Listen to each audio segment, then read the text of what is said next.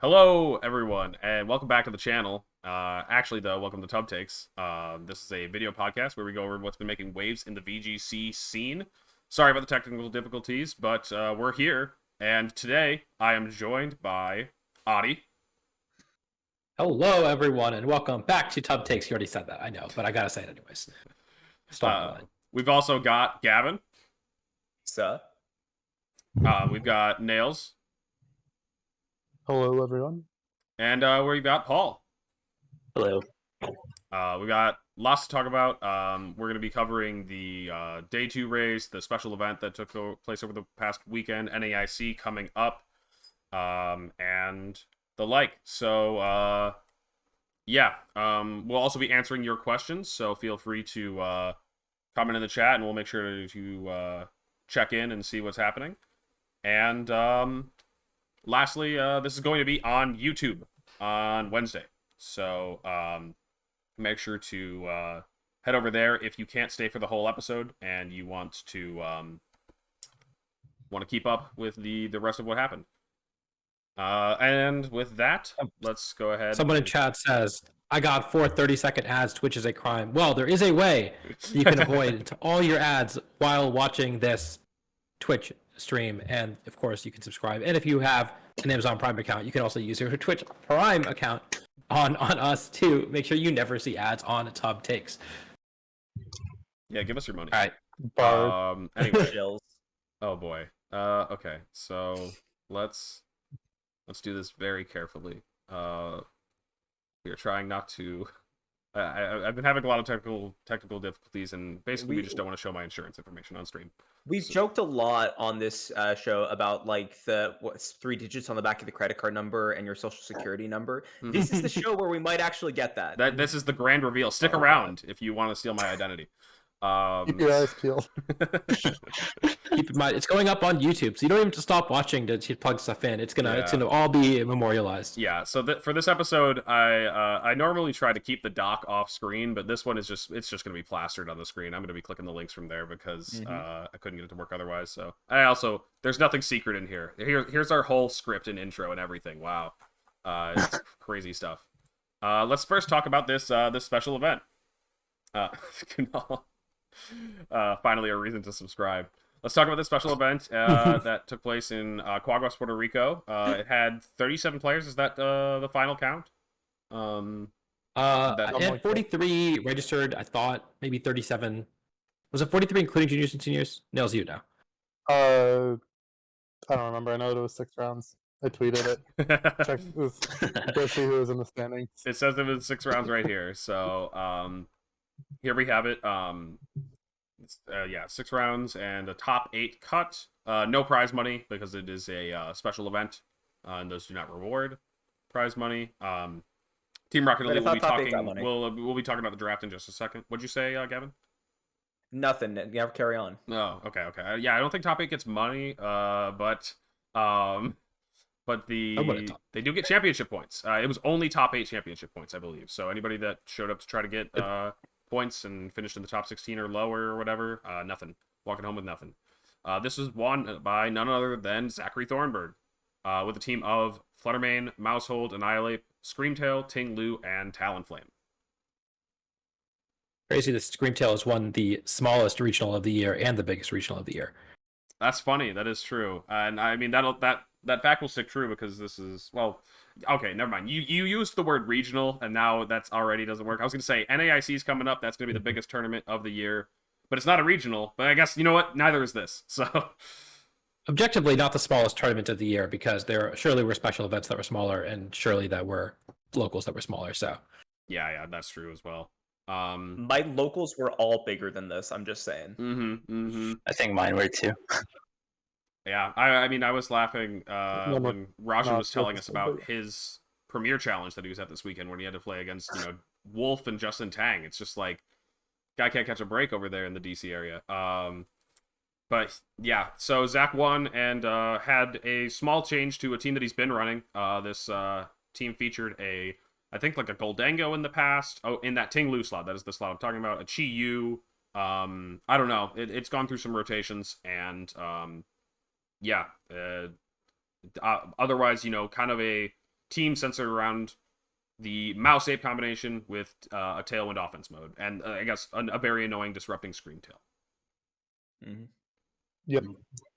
Team is Yeah. pretty good, and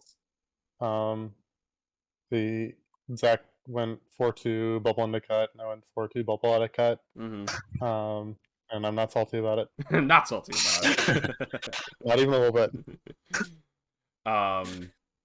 And this was Zach won over Sohaib in the finals. Sohaib, notably, we were making a lot of fun of last week because he's like, I just need to win this and then top 4 Nats, and I'm in that day 2 race. And I don't know. I mean, maybe the projections are starting to look better for him. We'll have to check that later. Did make the We did the math. he did get a hot 160 CP using the Emilio 6, as it's kind of come to be known as. Funnily enough, I think Sohaib ran this like back in the day. I don't even know if he cut with it, but I'm pretty sure Sohaib ran this 6. Then Emilio actually won a tournament with it, and then Sohaib's like, it's time to return to it. He had a Dragonite, right? Maybe that's right. On the original version. I think he ran these exact same 6 in Orlando. Okay, yeah. See, Paul's got me. So wait, Orlando, that's like pre-ruin though, right? Because this is a no ruin team. Yeah, I was the first Flutter main tournament. Yeah. Yep. Okay. So it seems Okay, like let's Sohaib be was real, on something. ruins are fake. Ruin. I mean, they're so fake, so fake. Like the moon landing. I was gonna say I don't see And any. he got- I don't see any rain teams in here to represent the. There is an Azu though. What do you and mean? There's an Azu and 2 Palafins. That's a rain team, right? That's I rain. definitely saw that there was a hurricane in Puerto Rico, so Oh, that's true. That is true. Near miss, thankfully. So a number of people were still able to 30%. attend. Yep, 30%. Brandon Tugendhagen, I believe.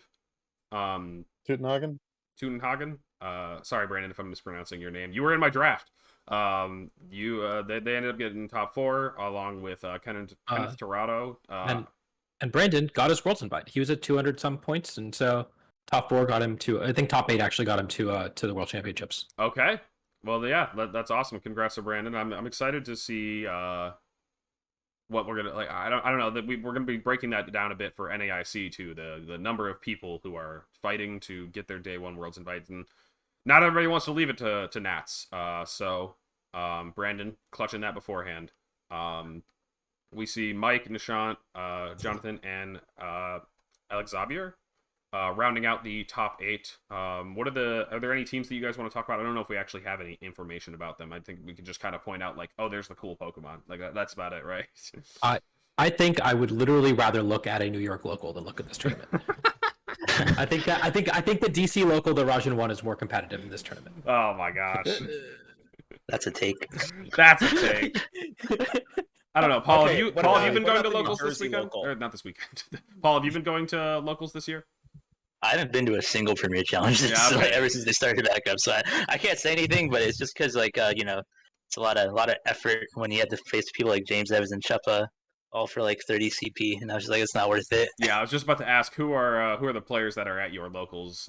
James Evans, Chua, Lexar, that goes there too. Lexar. Okay, yeah. So some competitive players for sure. Is that Chuppa Cross, the winner of the New York City local? That's You can't just call everything in New Jersey, New York City. That's funny. I just call them New York. Some of it's also Locals. Philadelphia. It's still the same city.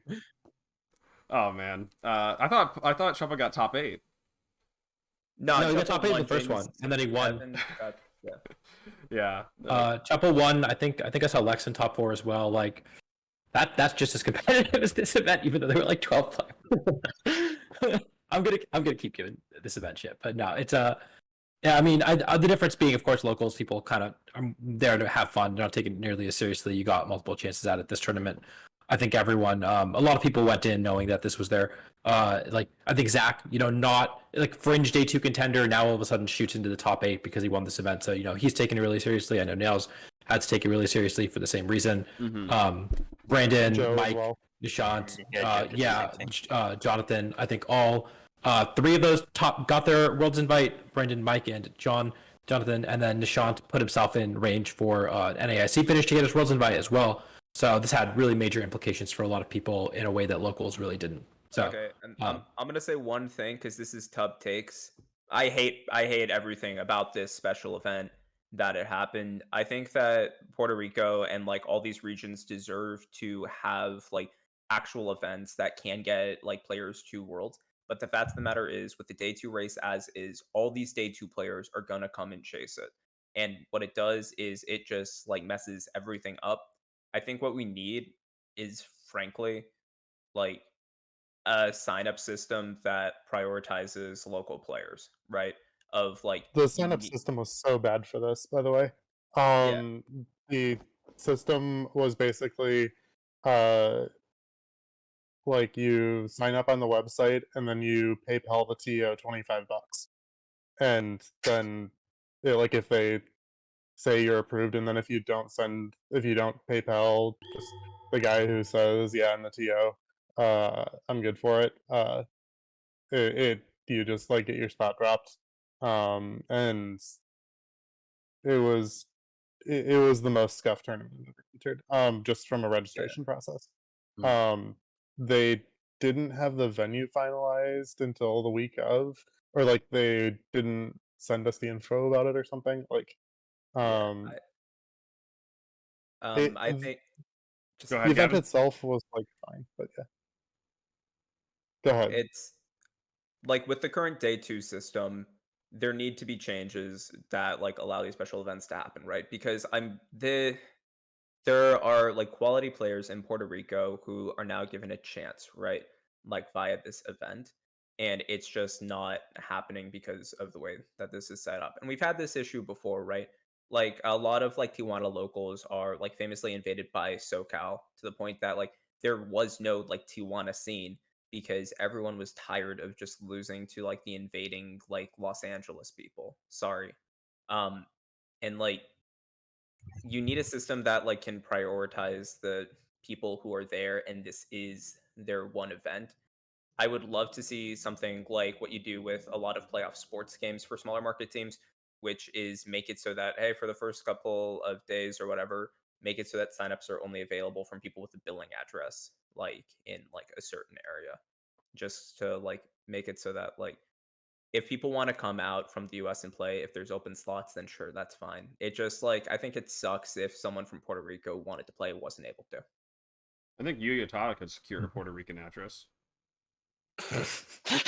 I think I've got two solutions. The first is that and these are like broader solutions than this. I mean, obviously your solution works for on a micro level, but it doesn't really stop the fact that like the day two race is really scuffed when we have these much smaller special events that are happening not just in Puerto Rico, but next year and in the past we've had them in Mexico. I know that Nails, when you were on the day two grind back in 2017, 2018, you guys had an informal agreement to not chase to not go to LATAM events. And then on the other hand, we had like a player like Yihui who was going to all these LATAM events, doing very well at these LATAM events. I think he finished ninth in his in 2019, I want to say, largely by farming these events when a lot of Americans were not. And especially as VGC gets bigger and as people are more willing to travel than ever, that is going to be a continued problem.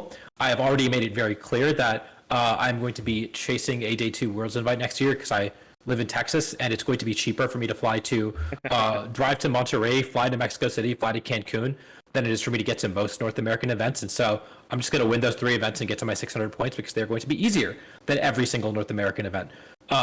And so I think the solution is one, Puerto Rico should be considered part of LATAM, not because they are easy. It is easier for them to get to LATAM, but because of availability of events, they should just have the lower bar.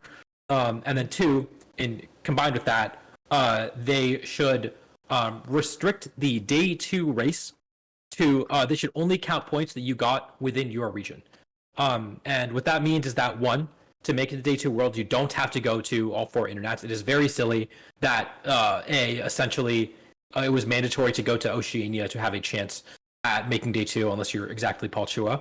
And two, it is very silly that you can go to these special events and those count. I think that the reward for doing well at if you want to go to foreign events, that's fine. If you want to make your day one Worlds invite by going to foreign events, that's fine. I think that the award for like getting a travel award should not be hey, you are now suddenly in day 2 contention because you have the money. Now you can go to all these other events. It should be, hey, enjoy your time in London, enjoy your time in Sydney, but this isn't going to count towards the bigger tournament. Just like do your best at that tournament. Mm-hmm. Those are my takes. Yeah, Yeah. I kind of like that. I kind of agree with that too. I'd slightly tweak it to make Internet's BFL 1. Like, if you're an American who wins the UIC, that should count for something, right? Oh yeah. I I'd have agree no with that. bias here, but I think if you win an Internets, you should get a day 2 invite and nothing else for any other placement. Oh, actually, yeah, no, that's I've been barking up that tree forever. But regionals wins should give an auto day 1 invite, and Internets wins should give an auto day 2 invite, just like straight through.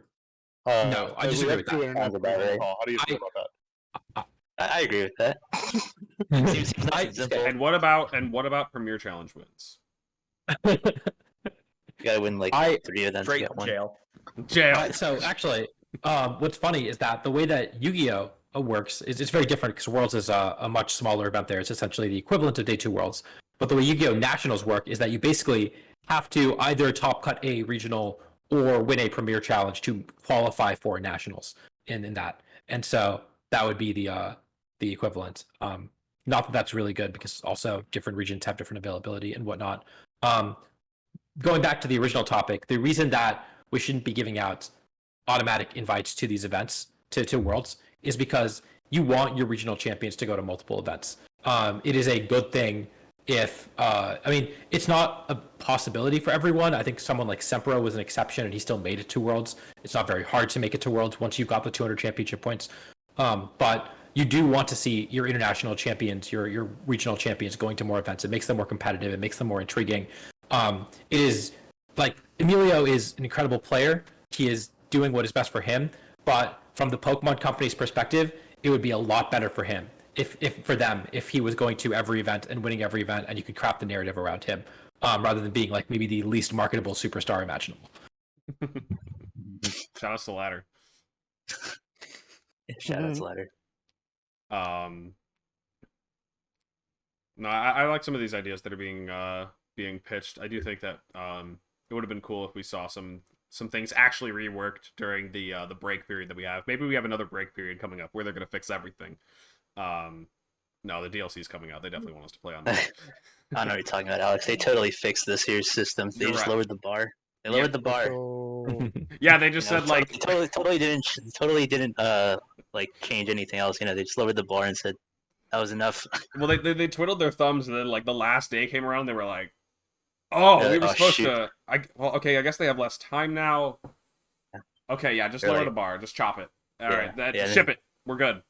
Yeah, and then they're like, "Oh man, not enough people have qualified for us. We got to increase the CP given through the global challenges. That should get the amount we needed." Global challenges were crazy. How much did you get from those, Paul? I got 110 in total. I got 50 and 60 from them. 60, not bad. This is so stupid. I'd be the global CP leader without those challenges. Wait, what? Do you have anything from it, Gavin? Or do you have goose? I have like 25 points. 25. Okay. Yeah, I mean, when I saw 160 CP, I was like, I got to try hard in these. Yeah, right. Yeah, right. I mean, honestly. I was going outside. Oh, honestly, Burns' idea is kind of fire. Remember when we used to have regionals on the same weekend, and so you couldn't go to all the regionals? Well, he said, let's do all the internets on the same weekend. That's an idea. That's so yeah, fire. I've always wondered why they stopped that idea of like having multiple regionals in the during that one weekend. I thought that was a cool idea. I don't know. Yeah, I guess they just wanted people to go. I actually think it was a good change to remove that one, mainly because it's great for viewership. We get more events to watch, and then it's better for competitors to have more opportunities to play. I don't know. Oh, okay. Yeah, I see what you mean by that. I don't know. They never did them too close. You would usually be they wouldn't have Milwaukee and St. Louis being hosted on the same weekend, or Madison, I guess. They used to. Did Madison and St. Louis be held on the same weekend though? Because that's so close to each other. No, I don't think they were. There were some that were relatively close. I think Kansas City one year was at the same date as another middle of the country regional. which was like far away geographically, but let's be real, if you're in the central time zone, it's all the same. It's all the same. I mean, you reasonably could have attended both, I guess is what you're saying. Yeah. Yeah. If they weren't on the same weekend, of course. Wait, St. Louis was a winter regional. Madison was a Wisconsin regional. That's true, Burns.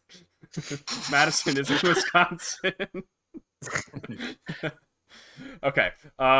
Wait, why'd I fly into O'Hare? Okay. Is there anything else we want to say about the special event before we move? Oh wait, yeah, we do got to talk about the actual draft that we did. So yeah, we last weekend or last week we had Justin, Neil, Adi, and I run a draft with the players that were attending, and this is how it shaped up. Adi put some nice points on the image so that we can figure out the totals and who won. It looks like Neil and Justin tied for third or last. Adi got second. Did Alex tie for anyone else? What's that? What's that? Oh no. Can they not hear me? No, I can hear hear you. Yeah. Oh. Just Gavin, are Gavin. you good? Yeah. All right, anyway. I won the draft. I'm so cool. Look at me. Haha. 390. Yeah. I guess that we'll see how it shapes out for this next one. We're actually working on a different point system and stuff. We'll actually talk about that a bit in a bit. I don't really know if there's anything more to say about the draft though. It's just like, here's the results. We're gonna do it. We're definitely gonna do something cooler for the draft tomorrow. Yeah. I should have plugged that at the beginning, but I'll plug it now. We are going to be doing a big NAIC draft on stream on the channel tomorrow. And so definitely tune into that if you're interested in checking it out. We're going to be, I guess I can just mention all the details now. What we're doing, $20 down. It's going to be me, Adi, Gavin, Nails, Burns, Jody, and Bloody, I think is the 7 of us. There's still some details being hammered out, like I think like the exact time and how many players we're drafting and such, and we have like a point system, but those are the main things you need to know. $20 down, and we're going to be drafting to see who we think is going to do best at NAIC. And with that, I guess we could get to talking about that. No, we have the direct. We have the direct to talk about just a little bit. Okay. What an excellent segue between topics by Alex Underhill. The direct. There was a direct over the past week, and honestly, like I was watching this, and first off, just a quick poll of the people here who watched the direct. Are you? I know maybe not everybody. It's not everybody's thing. I watched it. Adi, Gavin, no. Nick, did you? I watched. I didn't watch it live, but I did watch it. Yeah. Yeah. Paul, what did you do? You watch it or not? No, I didn't watch it. Just before the show, I just looked up what was shown in the direct. I do remember the Mario Kart thing. That one I remember seeing. Like True. The new DLC. I watched the first couple minutes and got bored halfway through the Pokemon presentation. Yeah, the thing That's is, why you watch it 2x speed. The Pokemon presentation. Yeah, no, I was watching it double speed. It still couldn't make it. I will say Mario Kart definitely hype. I'm always looking forward to play more. Definitely a big fan of Pikmin. James. Anyway, the Pokemon trailer. I honestly kind of understand Nick turning it off in the middle of the Pokemon thing because like I don't think they really showed anything new. I guess like for the people that like pop off when they see their old favorites return. Like that was maybe huge for them. Like Smeargle, let's go finally. But like. I don't know what actually like Smeargle was in there, right? I thought I heard that. Yeah. Okay. I mean, you want to look through the Pokemon that were shown and Did look for you cool Pokemon that are you got a returned. link for me? I think that if you click on the Cerebi link, it has all the Pokemon that are returning that they've shown. Maybe not. Is there something? The screenshots have a bunch of them. Is there something in this page that links me to it? Yeah. The pre-release screenshots page. Yeah. I don't think it has all of them because we saw Smeargle apparently, and I don't see a Smeargle on the page. Wait, sorry. Where's which one is it, Adi? It's in the middle of pre-release screenshot page. Yeah. Smeargle was like a leak or something. Yeah. It says pre-release screenshot page right in the middle. Yeah, that one. Okay, and then what? This isn't the Mons though. I'm not gonna look at all these pictures. I was looking at these pictures. I see a Hoot, a Yama, a Sentret, a regular Wooper, a Spheal, a Vulpix, a Snorlax, a dog with a sweater on it. Yeah. Alolan Eggy, Golurk. Oh my god, let's go Golurk. Zebstrika. Fuck, yeah, I don't know. A mountain. I'm glad that Zebstrika is back in the game because I don't think I would have bought the DLC if Zebstrika wasn't in it. You know, that's my favorite. That's probably think- true for like at least a dozen people. Okay, to It's be at least true fair, for one person. I think I remember. Was Zebstrika just completely not in Sword and Shield? I don't think it was. I think it was one of the wouldn't know. Pokemon that got the cut that it just wasn't in. I Yeah, could yeah, have it was told you cut. that 3 years and 5 months ago. No shot. I think that was just like one of the ones, like, you know, there's more notable ones like Smeargle, who we didn't have to deal with. But yeah, Snorlax, that's a big returning Pokemon. And the new guys. Yeah, it's large. Let's Yeah. talk. Okay, I'm just saying, if we had an electric type that was also immune to Rillaboom, we would have used it like a little bit. Like we would have explored it. I mean, that's fair. That's kind of fun. Yeah, I agree with that. They should have shown Instant as a post-credit scene. Just the silhouette. Anyway, okay. I'm reading too much Twitch chat. I'm having too much fun with it. Okay. I am really excited for Vulpix. I think that's gonna, at least in a Natdeck format, it's gonna do some Natdeck's format. Both the Hail Setter and the Sun Setter are gonna do some cool things, and so I'm excited for Ninetales. We have Snorlax, a obviously. Series 1, man. We haven't played. That's actually my take too. We haven't played Natdeck since Series 1. Yeah. Am I using the wrong mic? Let me change that.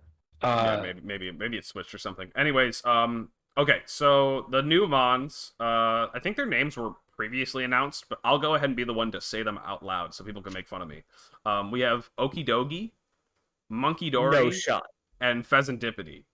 Are the 3 new Mons with this new ability, Toxic Chain, which may cause the opponent to be badly poisoned when the user hits them with a move.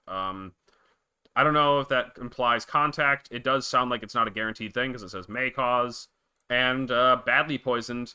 The thing is, yeah, Nick's probably about to say what I was going to say is that Toxic is not that strong in VGC with the length of games, and Poison is usually a lot better. Go ahead, Nick. Is that what you were gonna say? Oh no, I was just gonna say it sounds like Poison Touch with like a different skin. Oh, okay. Yeah. Like we got the like- ability already, and it's not on any good Mons, but it's like fine. I do think that like flat poison it ends up being pretty comparable damage overall, but toxic is something like toxic touch is something you can game plan around a little more. So I think it's probably better. Mm-hmm. But Then Poison Touch, or no, toxic touch is a little better than poison touch. yes. Like poison touch is just flat damage over time. It's like, I mean, it's like way outclassed by Mortal Spin as well, but like that moves are crazy. So I'm just waiting for them to announce if any of these Pokemon have Kartana's stat spread, and then I'll start caring about it. Until then, I'm not going to think about it. It's not going to take a place in my brain. That's true. I think another thing that like Randy pointed out is he was like, what if this is like an Araquanid style ability where it's like, oh yeah, we have a chance to badly poison, and also we do double damage to Pokemon that are badly poisoned, and also it hits through Protect. You know, like it just like it just has all of the effects. This is just they just decided to announce It's the one of them. Protect if they're only if they're poisoned. If they're I think poisoned. that would be kind of sick. Honestly, though, think that would be if kind they- of funny. Yeah, That would be kind of No, cool, right? That would make would be Toxic pretty pretty cool. viable.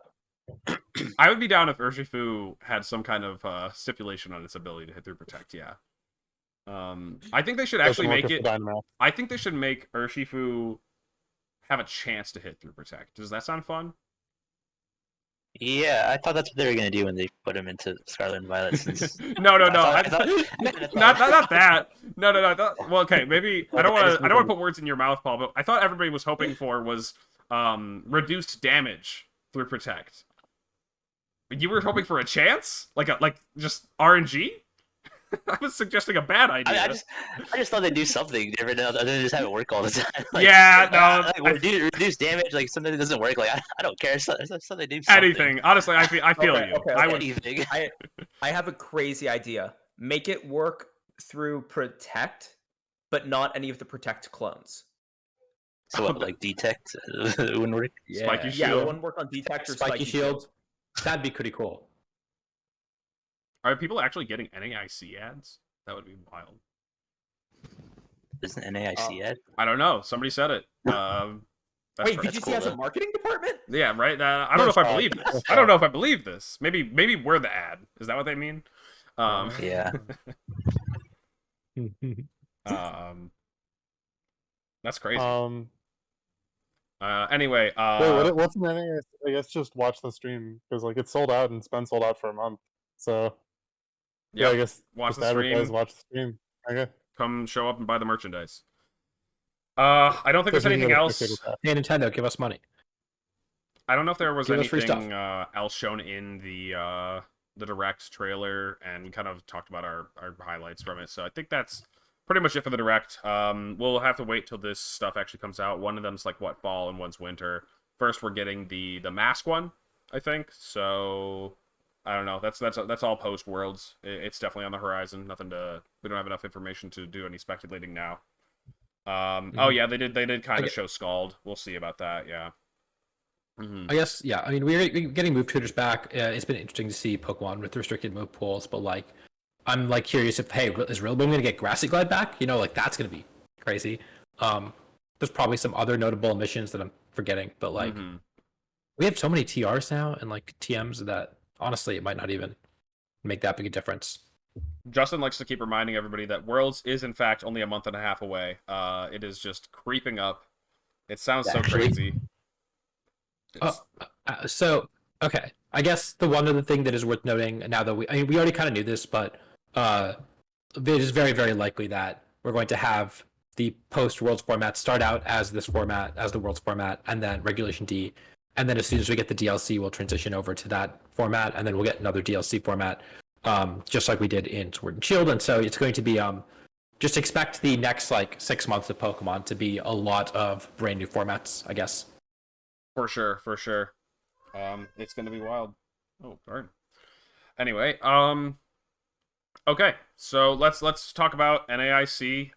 We've got some fun stuff from Gavin to talk about in a second, but first we're going to start with the difficulty, which is we're rating this one 6.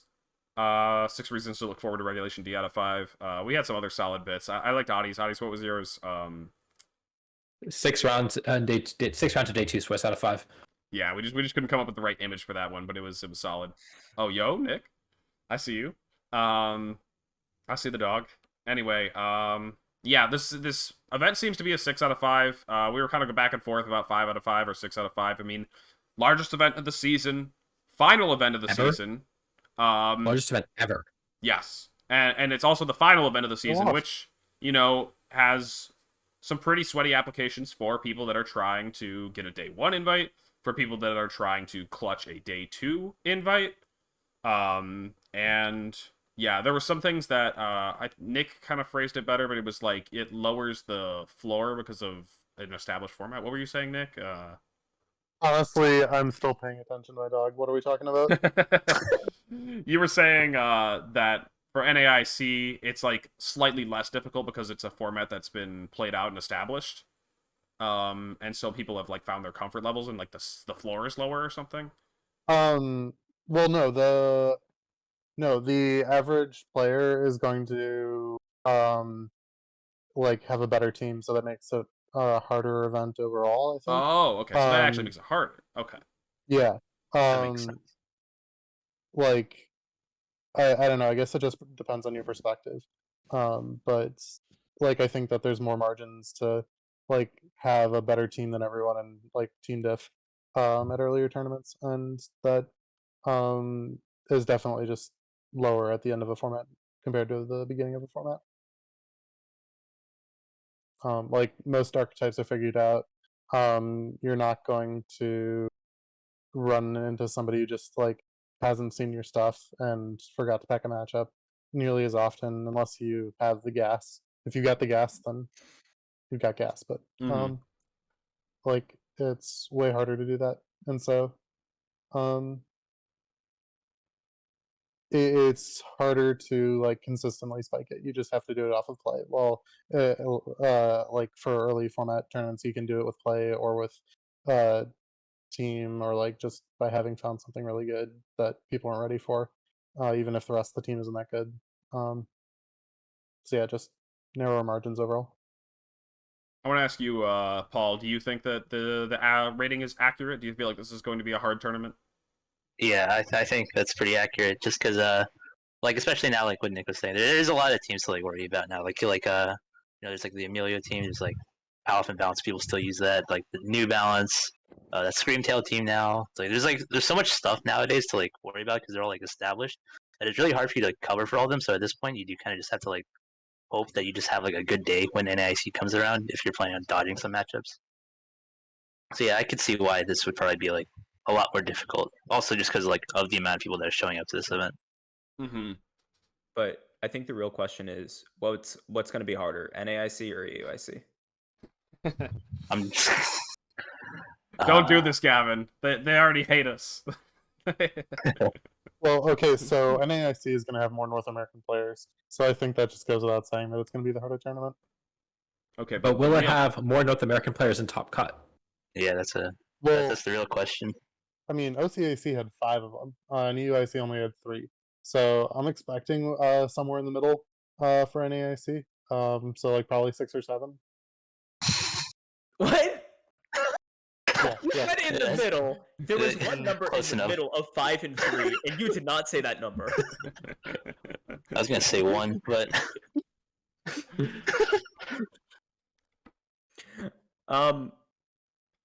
It'll be an interesting tournament. What I'm excited about is like I think we're gonna see the last of the meta developments. Nothing I left, think- right?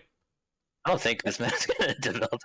No. I think we're gonna see like a bit of expanding on like the Terra Steel Dozo concept, because that's been like the last like kind of like interesting thing, right? Mhm. Where it's like, I mean, like you see Caitlin Brown like getting top 8 twice with it, and then it's like the type of thing where it's like when a non-established player like does super well like consistently, the options are like either they're cracked or like there's something going on with the team, and usually both.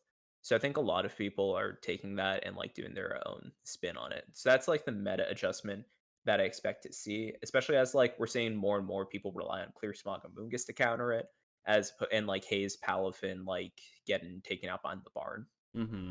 Mm-hmm. Yeah, that sounds pretty true though. I think that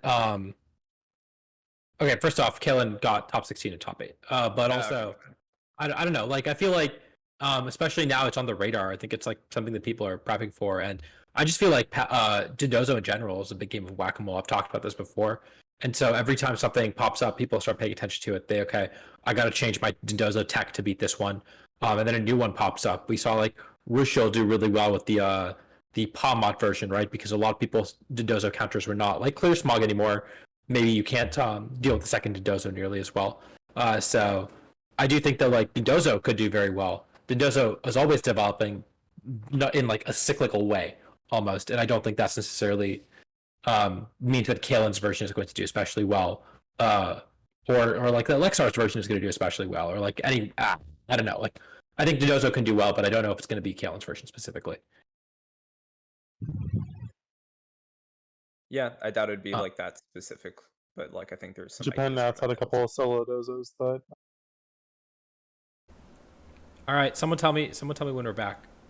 Are we back? Oh, we're back. Okay. So Alex's computer sort of exploded, and so we decided that I should host. Oh God, I got to change the handles. No, we're just killing that. So that's what's happening right now. But Alex is, I think, restarting his computer or like going to Best Buy or something. I don't really know. He may or may not be back on the stream. But in the meantime, we're going to talk about. I am entirely unprepared, but in the meantime, we are going to talk about Nats. Right, that's where we're at. We were talking about Dozo techs. What was the rant that I was doing? I was doing a rant. Oh man. Yeah, you were. Oh yeah, metagame development. I think there is still metagame development left. I think it is it is relatively nuanced. I think that like we've seen it with Emilio, popping off at Fresno, We saw like obviously the rise of New Balance. We saw Chempao Dragonite being very unpopular and being like on the periphery to Tang winning a regional with it, and then it coming right back to the forefront, and then everyone started teching for it again, and it kind of dropped off again. It's sort of we've seen Dozo, and like we talked about, Dozo's been kind of cyclical. I think it's really cool that we see all this different rising and falling of the metagame. The metagame is very diverse, and as a result, it's very hard to do well at tournaments because there's so many different things you could face. The matchup spread is so out there, but at the same time, like I think that like everyone's looking at, okay, we got to beat New Balance, we got to beat Emilio's team. Those teams are beatable. I mean, you still got to play well. They're still very good teams, but they are inherent, like they do have weaknesses. You can build to beat them. I don't know, just like, but maybe you're conceding your hyper offense matchup. Maybe you're conceding your matchup against like Gavin's Dream team or Kalen's Dozo team or whatever. Like there really is a lot of variability, but if people are willing to take the time to build in this format and build a very targeted meta call, I think they definitely can. I just don't know if people will, especially with very little ladder existing. It's really hard to get practice in this format, and so maybe people just say, I'm just going to phone it in. I'm just going to use what I know is good. We'll see. Yeah, this is a format that I think like we could play for several more months and it'd still be like fun and we would still learn new stuff. Yeah. We're not getting that, right? I think that the meta development we're gonna see is gonna be from the people that are on the fringe of the day 2 race. So it's like, and I kind of expect it to just be that. And I think everyone else is kind of just like gonna show up something they think is good. Mm-hmm. Yeah, I mean, that sounds about right. I've been hearing the grapevine about all the things. The other thing is, it's like, oh, there's no one on ladder. So when people like spike the ladder, it's a good player, and the only people who are laddering in Reg C are people going to Nats basically, and like exactly Jude. And so it's like, oh, like I know what Luca's using. He tweeted he got 3 alts in the top 10, and I know what like I can decipher that. Like I know Justin Tang's been cooking. I know Wolf's been cooking. Nails hasn't been cooking. He's running his Puerto Rico team. Probably. I don't know. Like Zach is obviously using Puerto Rico team. Like I don't know. Like I think you're right. I think that a lot of the people who are like cooking up teams are in this range right here, where they're like, if I spike NAIC, I can maybe get a 2 invite. But people up here, like, how much are you going to change from what's been successful? Hey, I'm sure James Evans has one Pokemon different. I'm sure Alberto has rebuilt his team entirely for Nats. That seems like for something sure.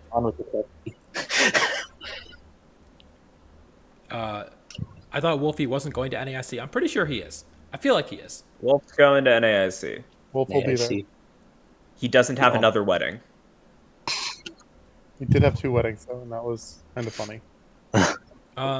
So I guess the next topic, unless we want to talk more about Reg C meta development, which I don't think anyone actually does, is we're going to talk about Worlds invites. And so there's 2 real. I personally love nationals because there's a lot of storylines, especially NAIC specifically. There's a lot of storylines with people trying to lock up their day 1 or their day 2 Worlds invites. I should pull up the European standings as well.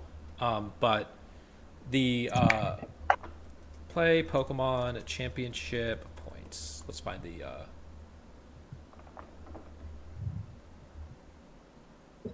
I'm going to pull up the European rankings as well because I know a lot of Europeans are coming here with the intent of getting a day 2 invite as well.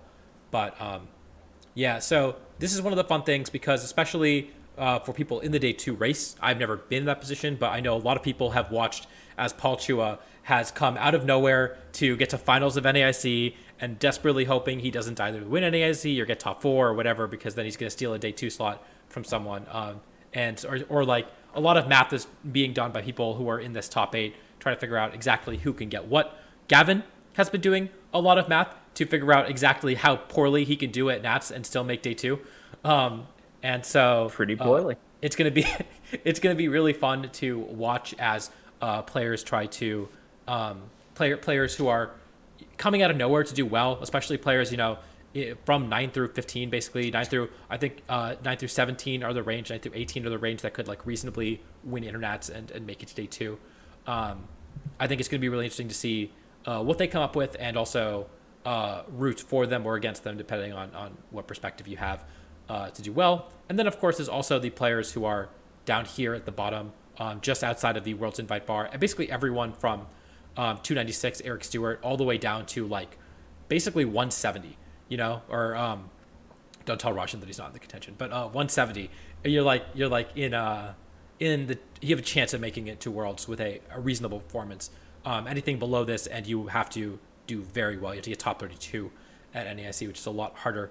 And so there's about 66 people, I think, was my back of the envelope math, that are like trying to go to Nats potentially with a chance of making it to day one Worlds. And so every single one of those players is also playing with their life on the line, and that is also one of the fun parts about this event. Yep. I am back. Hello. Welcome Are things back. working? Thank you, Adi, for Welcome taking back. over. Yeah, no problem. Gavin, if you have links, I can open. Let me. They should be in the doc, right? I thought we moved them into the dock. Yeah, they're in the okay. thing. I can give like Yeah. a brief overview for like what I did here. Oh, they're not in the dock. fine. They're I'm just in the pulling it chat. Okay, so what I did put together was I did a Monte Carlo simulation of Nats using the ELO projections that Audi provided. So what we did is Audi scraped together every Regulation D event that was played at a regional level or an Internats. We mean regulation every D. single Reg event, C. period. The You ELO see- included like San Diego, Orlando, those events too. Yeah, so include all those. So that's just like all those events. It did not include Premier Challenges. So that's basically a rough adjustment for player skill, right? And you can think of it as like Showdown ELO. For the ELO rankings itself, they do pass the smell test in that number 1 is Emilio and number 2 is Paul. And then like there is a bit of a recency bias, so more recent performances like get higher weighted, which is a little bit of a downside to it. So like Brian Hume is like rated 3rd in ELO, then Wolf, then James Evans. So there's some issues with it, but overall it's good as like getting a sense and benchmark of like players' abilities. Monte Carlo simulation is just putting together, like trying to run the tournament over and over and over again with win expectancies based off of these ELOs, and then see like what the hell the results actually are. So I did that. And yeah, here are the results from it. We have like the list of top 8, which is like what I'm actually trying to figure out in terms of like how frequently do people make top 8, and then the fun part, which is how often do people win nationals. If you are very interested in this, I'm going to be releasing a video that talks a lot about a lot of the data that I scraped and some of the uses of it, because it's not just for Gavin to see how poorly he can do at nationals. It's also me trying to do as well as possible at nationals, and so I'm going to talk about that after NAIC. But yeah, go ahead, Alex. Oh, I was just gonna say, start talking about the fun numbers. Like, Justin Karras has in one of the simulations exactly, he made it into top 8, right? Yeah, exactly. So for the top 8 CP, there's exactly 16 people who like have a chance at it, basically. And that's just because of 8th place being at 966, right? So if you are more than 500 points below that, mathematically impossible. And with these ELO models, it's considered very likely for all these players to be hitting top 256 consistently, which like also like increases the bar. So we have the locked in James and Paul. How you feeling, Paul? Well, I was feeling okay until you said that's assuming that I hit top 256. Come on, man. I don't feel too good about hitting that one, I'll be honest. This isn't assuming that it hits top 256, right? Oh, okay. Necessarily. What it is just like in a lot of these simulations, like you and all these players are hitting top 256. If you look at the actual bar that include later for what like 9th place CP is, you can get no points and you're ahead of 92% of the simulations. And of those 8%, almost all of those are going to have you in top 256 or better. So like the actual 9th place CP would be much lower. So it's like we're talking at least like probably like 95+% chance that you're good with no CP. Oh, It's like, okay. Well, that's close enough. I'll take that. yeah. Then essentially good with me and Alberto. And then we're getting into the interesting range with Chuppa, Joe, and Zach, where it's like if they bomb, people will pass them. And these chances are mostly reflective of like the chances of them bombing. And then we have the fun zone, which is Colin and Nick as like a coin flip. Wait, let's talk about Chuppa real quick. He probably has higher odds than this. His ELO score is lower than it should be because on some regionals he is listed as Chuppa Cross, and in others he is listed as Chuppa Cross the fourth. And so there are 2 different Chuppa Crosses that are in There's the. 3 different Chuppa crosses. There's 3 different Chuppa Crosses that all have ELOs, and I didn't bother to fix it. So he is probably underrated in this model. Yes. You're muted, Nick. You hear that, Lexar? Yeah, Nick, you're muted. Oh yeah, only one of the Chuppas is in the spreadsheet though, is having a chance of winning. Wait, what's the third? I'm just saying. What's the third name? No, it's like just Control F for Chuppa only has one result. I think that there is one where there's 2 spaces between Chuppa Cross and the 4, and one where there's 1 space between Chuppa Cross and the 4. Oh my god, I hate it. What? But yeah. And then with Nails and Colin, you see a drop off, and you might be thinking that is like a pretty serious drop off. What's the reason behind that? For these point totals, you've got to think of it in terms of like blocks of 30 points, right? So essentially, if like Chuppa and Joe and Zach get the same rating, right? Chuppa will beat them on tiebreakers. But if any of them do one better than the others, they'll kind of leapfrog them because it's like within that 30-point range. However, because like Alberto is a 230 points gap between himself and Chuppa, that creates a lot of breathing room. Of if Alberto gets top 128, I think Chuppa would need to get he would be at 1192. Top 16, right? Yeah, Chuppa we need to get top 16 in order to pass him, and same for the others. So that's why like you start seeing like much less safety after that. And again, when you go into Colin and Nick, they even if they get the extra 30 points, right? They do 1 placement better than Chuppa, Joe, Zach, they are still behind. Right?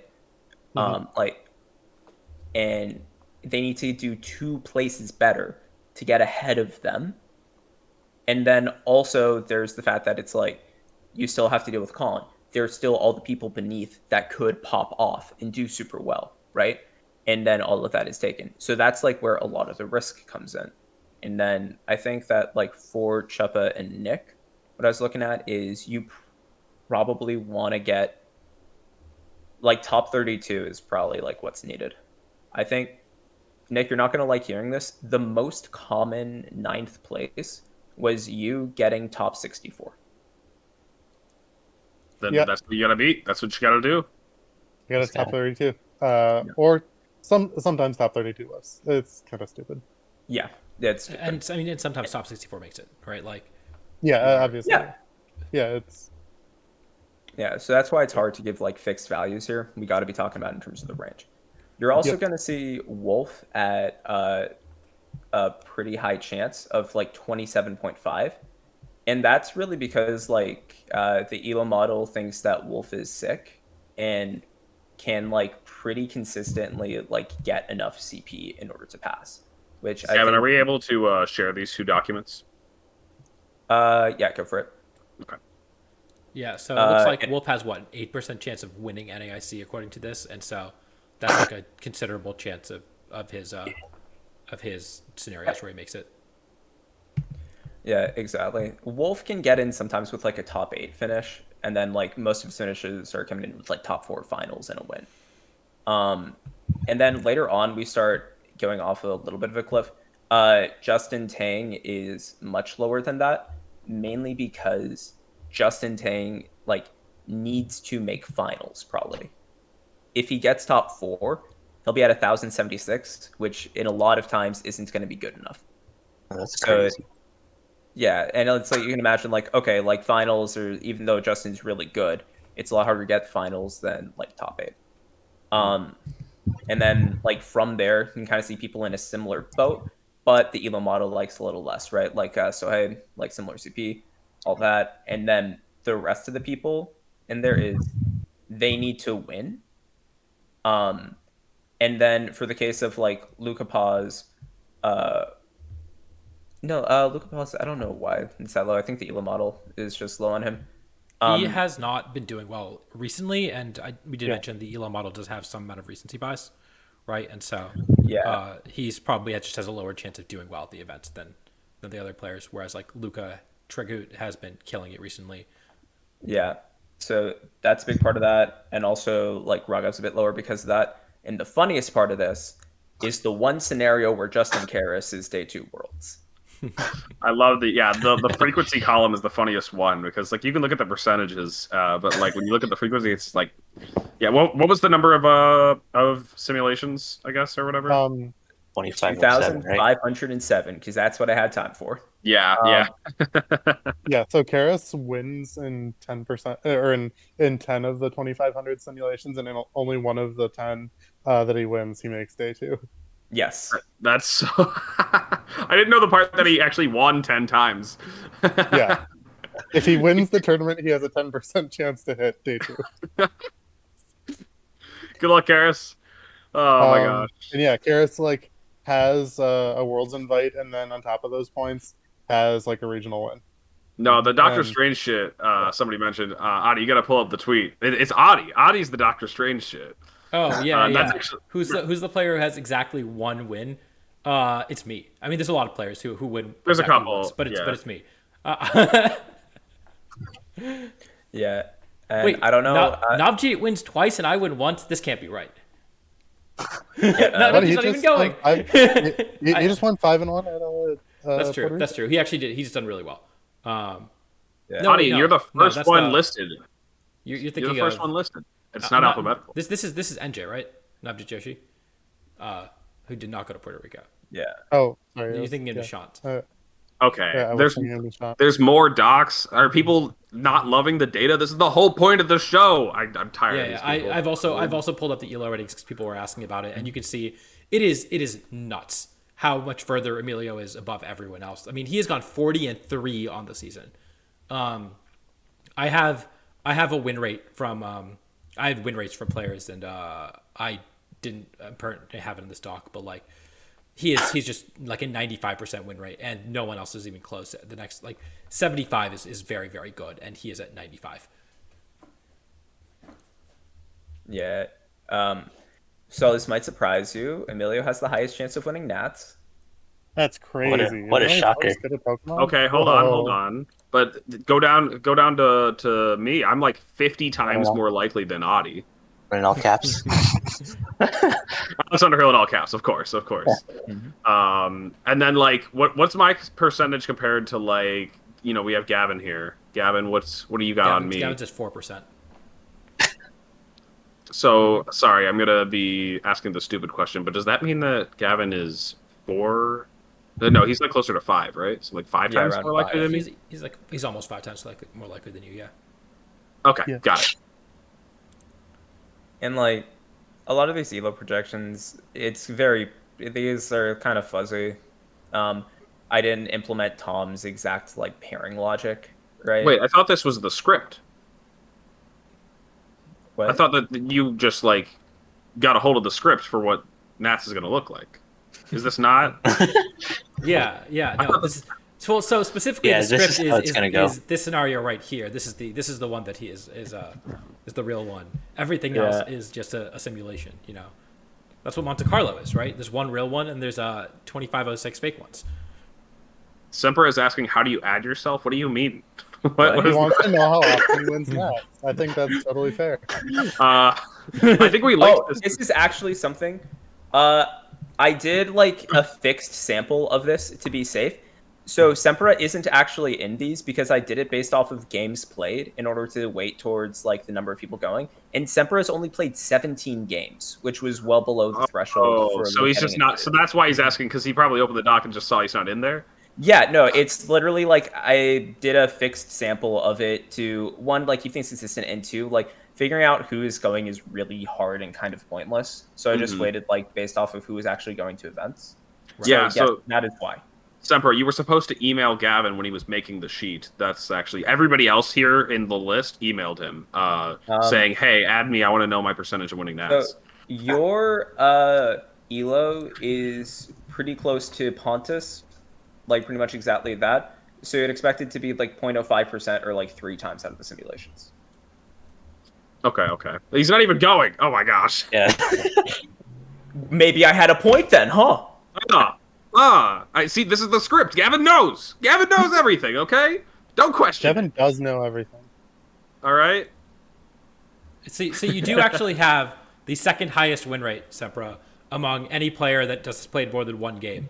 And I just kind of, when I was doing a lot of these plots and analysis and stuff, I was just taking out anyone who had played fewer than 17 games because it doesn't make sense to include you and Maluka, who have only been to one tournament. Shout out to Liam Gilbert, who has the second highest win rate of anyone who's been to more than one tournament, because he went I think 11-0 to win Sydney regionals, and then also went like 6-3 at Internats or something, but just is super high up here because of that. Yeah, and I mean that's like kind of it from like the data perspective, I think.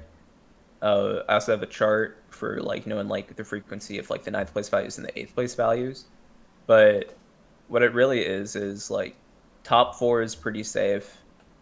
Bottom 4 is going to be a crapshoot, and yeah. Did we? I was gone. Adi, did you talk about the day one thresholds and such? Well, no, I briefly touched on it, but day 2 is a little more interesting, and we have more cool stuff to show you. But that was a great overview of like what's going on. I guess we should probably talk about other regions as well, because I know that the day 2 race in Europe is also really exciting. And then I think honestly, like even I don't know how many people from Oceania are flying out, but I know that one they only get 4 invites, so that was also remarkably close. But Europe, I mean, we were hearing about 1076 missing day 2 worlds here. Number 1 is 906. You see the bar right now is 560 for day 2 worlds right now with Alex Gomez. I know Alex Gomez is going. I'm not sure how many players from below this are going, but you can see that there are a bunch of people who could very easily steal a day 2 worlds invite over this bar of what's probably going to be a little under 600. You see that there's like 7 or 8 people. I know, for example, Roxon Antonio Sanchez is going, and so all he really needs is a potentially even as low as a top 128 to secure his day 2 worlds invite. I'm not sure all the players are going. Maybe Fede Campo. Actually, no. He tweeted. He said he was going. Maybe Oe. Yeah, I'm not really sure. So, Adi, or Gavin, whoever has the ELO spreadsheet, are we allowed to share that one too? People are asking. So I'm going to be releasing a video after NAIC that has all this data. You gotta and wait for more. the video. So you gotta wait for the video. That will be more complete because it will also include the ratings from NAIC, and so I'd like to release it as like sort of like a completed project, rather than putting it, almost... Everyone wants to see where they fall. Everyone wants to see where their own names are. Everyone wants to jerk off to themselves, basically. Like it's just that's what all I'm getting from the Twitch chat here. Everyone's like, "Can I see the numbers? I want to." Did I fudge the parameters of the ELO rating until I got as high as I could? Like a little bit. That's just how stats works, No. I was fudging it so it'd look realistic, because otherwise, like there were some wacky results that were coming out. So I tried to make it like, you think the recency bias is bad now. It was really bad, and also it had me way lower than I actually was because I hadn't gone to a tournament in a long time. But yeah, I will be releasing the ELO rankings. I will be releasing a lot more cool data analysis, and I'll be releasing all the raw data as well after nationals, so that you can play with it yourself and make some cool visualizations and whatnot if you want to. I thought EU would be more exciting. Alex is just not interested. He just left. Latin American race is also interesting because there are just like, I think a bunch of Mexican players are going, And that's pretty much it. And maybe people who got travel awards, I guess. And so the bar for day 2 is 370. There's a lot of people who can get that, including a lot of people who don't have their day 1 Worlds invites, who can just sneak into the day 2 race at LATAM, which is, I think, super funny. Yeah. The day 2 race is like, it's a bit different when it's just like you have less events, right? Because then it's just like a matter of like, oh, you did well on an event, congrats, you get it, as opposed to this meticulous process of like laboriously going over all of the math in each of the scenarios, and it's like we know who the contenders are and who's not. And LATAM is just like, oh yeah, we're all contenders. Mm-hmm. And meanwhile, APAC, Australia, you see top 4 are very, very secure. I know Henry is going to NAIC, and so he needs to sneak out he needs 230 points. That's top 8, I think, to steal a day 2 invite. But otherwise it looks like Oceania is pretty much on lock. And so with that, we should probably talk about day 1, because that's the other exciting one. Finally. Yes. I put all this hard work in calculating exactly how much CP you need to have for 130 championship points to make you reach 300. Because, like, I don't know, 300, 170, these are big numbers, like triple digits. It's so, I think we have a bunch of thresholds. Anybody can earn their Worlds invites at this thing, technically. It's a reward. It's not a regional. This is rewarding 500 at the top. So if this is your first tournament, good luck. You can do it. Yeah. But the reality is we're mostly looking at the people who want to finish in the least. They want to just barely skate by. Those are the numbers that everybody's kind of like obsessed with. It's like, I wasn't able to get the Worlds invite before Nats, but I'm at 220. Okay, top 256 will get me a day 1 Worlds invite. Anything less than 220, you're up to top 60 or top 128, right? And so on and so forth. Yeah, and so so there's a couple things you should know. First off is that you only get top 256 championship points if we hit 800 masters in the venue. Normally there is a no-show rate of about 10% at events, and then we were guesstimating about 50 seniors off of 16, I think. So I think Gavin's projections were with 865 players. And so that's kind of where I'm at. If you were to plug in 865 players into the traditional day 2 Swiss structure, what you're going to see is that there are going to be some number of players who go 5-4. Cumulative players for top 56. There's going to be 220 players who went 6-3 or better, which means that there are going to be about 30 odd people who go 5-4 and get into that top 56 threshold.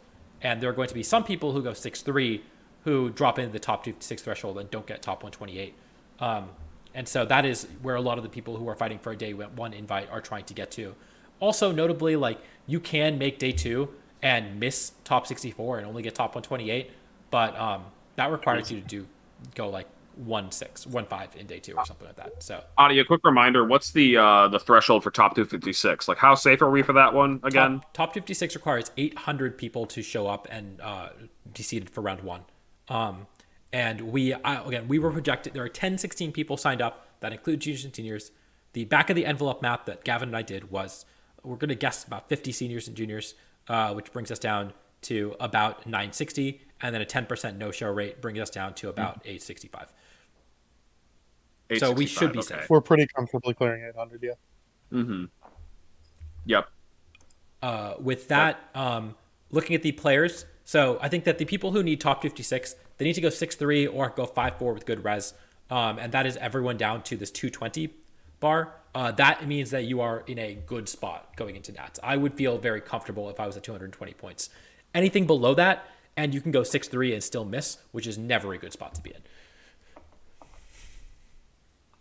So if you're in that spot, just start panicking now. It's actually over. That's what Adi's trying to tell you. That's the message I'm saying trying to get across. The one time that I went to nationals with my Worlds invite on the line, I went 6-3 and bubbled out of points. So can happen. Oof. Okay. Ouch. Okay. That So sucks. Adi is speaking from experience. Yeah. And okay, here's the thing about a tournament like nationals is that they're not. I've said this before. There are not 800 good VGC players. I'm sorry. You have a decent chance of facing like not so good players, maybe even like through round 5 or round 6 potentially.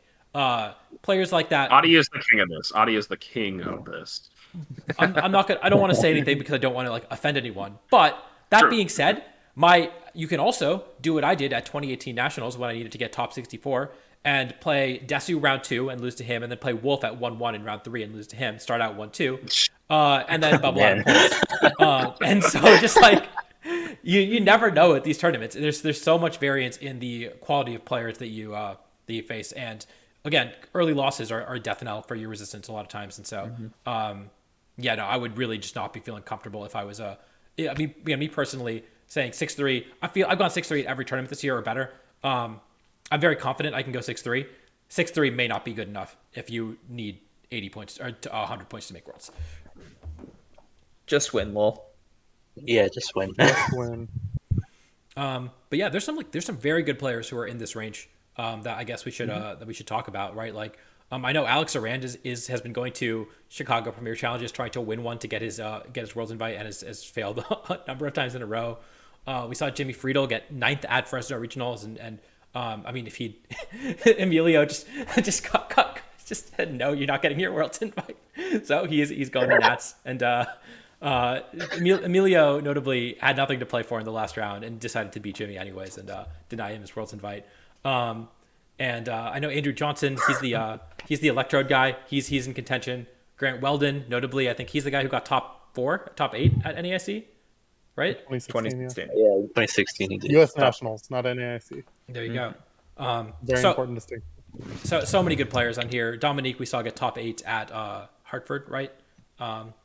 We see Nora, who bubbled out of points at Fresno at X3, one of like the 3 or 4 people who missed points there. And now has to go to nationals and do well. Inc. Got top 16 last year, needs to do well. Andrew Ding, of course, well-known player. Zach Emerizian, well-known player. This is just a stacked list of players who are going to be fighting for their lives at trying to get to that high resistance 5-4 or 6-3.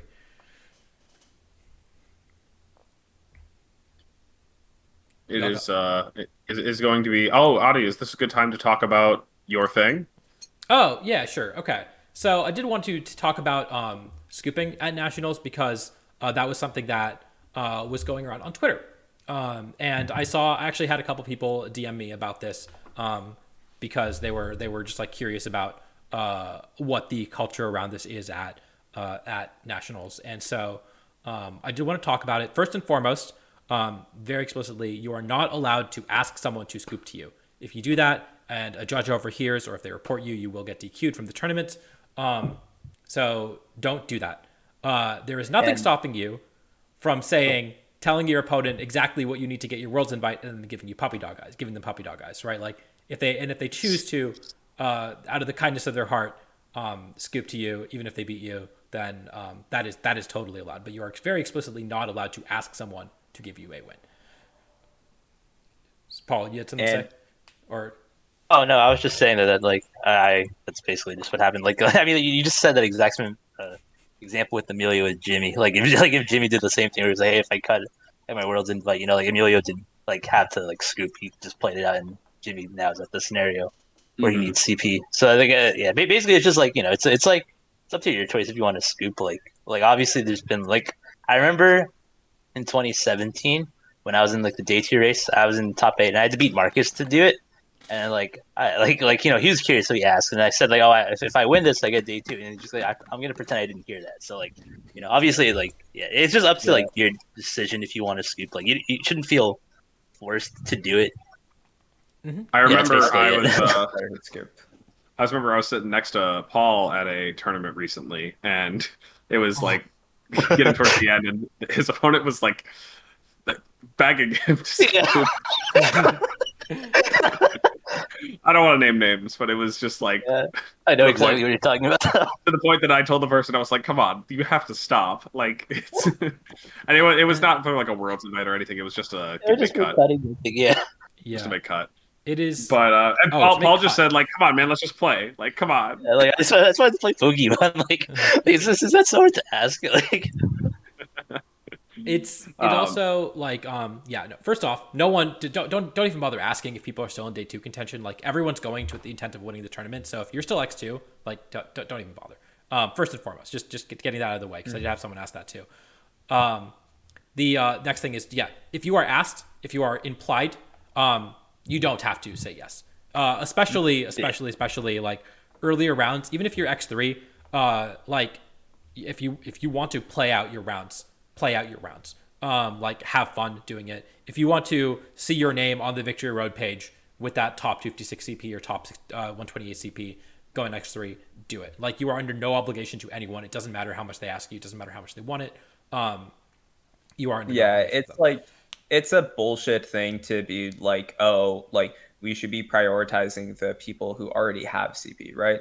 Because if they were good enough to deserve a Worlds invite, they could get it without you scooping to them, right? Yep. Mhm. yeah, exactly. Very good It- point. You need to earn Especially your like, yeah, especially if Yeah. you're on the fringes of it, you're under no obligation. It's like the same type of people who will get mad that people without CP like are signing up for events. It's Mhm. like yeah, it's just stupid, there anyone are can people play. who are like that, but also they can go fuck themselves. Yep. right? Yeah. Anyone can cook. That's what they said in the Ratatouille movie, right? You This you is pay true. just as much to enter the tournament as they did. Like, it's just it's unsaid, but yeah. Yep. Same goes for players in the day 2 race. It would not. I mean, I don't know if this would happen or not, but like we talked about how some people just need to get points to basically guarantee their day 2. Again, you're not under any obligation to give them wins either. It doesn't have to be just people fighting for day 1. You can make them earn it. Unless it's nails, you should definitely skip to nails. But other than that, But I deserve it. What's the rules, Adi? What's the rules on asking somebody to scoop for your fight? If I'm sitting next to Nick and I'm like, by the way, this guy, he really needs that win. I think that think you that might get- one's legal. You're allowed to Like- say he really needs the win. You're not allowed to ask Yeah. them to scoop. Otherwise, you That's might get true. DQ'd, That's and they true. I might did also get phrase DQ'd. it. I kind of phrased it nicely. I didn't say, "Hey, you should really sign the slip and lose against this guy." Like, It's also legal to say this is what I need to get a Worlds invite, and then put a Yes. stack of $20 bills on the table, and then not say anything. And as and the for game every gets, and for every wrong read you get, you put an extra. yeah. If it's like you get a read right, you take a 20 away. If you get the read right wrong, you put another 20 on the table. Just have like this large stack at the end of the set. Like I'm saying, it's allowed. Like, because you're not, there's no implications. It's not a No, I beverage. just want to show off my money. I don't know what the issue is. Yeah. This is my lucky $20 bills. You can. You can. Yeah, $20 are definitely not a beverage. You're fine. You're fine. It's not. It's a plushie. It's just a plushie. this is my good luck charm. I do better when there's money on the table. Yeah. And then I will say, like, again, it's up to you. Just make sure that you know it's up to you, and make sure that if you are in a position where you need to get a certain result to get points, that you don't get yourself DQ'd. I will say personally, again, in that 2018 run where I needed to get top 64 to get my Worlds invite, I did have a player who I don't really want to name, but they did end up scooping to me in, I think, the last round of the tournament, and then I still bubbled out. And then in 2019, and this is where, like, I don't know, this is where I'm just upset about, like, the way that the day 2 race is handled and the way that, like, incentives are handled in Pokemon in general. I got my Worlds invite, and then I scooped out of top 32 at Madison Regionals, because I didn't have any reason to play it out, and my opponent was, like, basically in tears after losing, and like I like felt bad for them and didn't have a reason to get points. I guess that's a winning strategy, you guys. If you need the World's invite is on the line, I did put tell up you the water works. get your puppy dog eyes out. Like it works.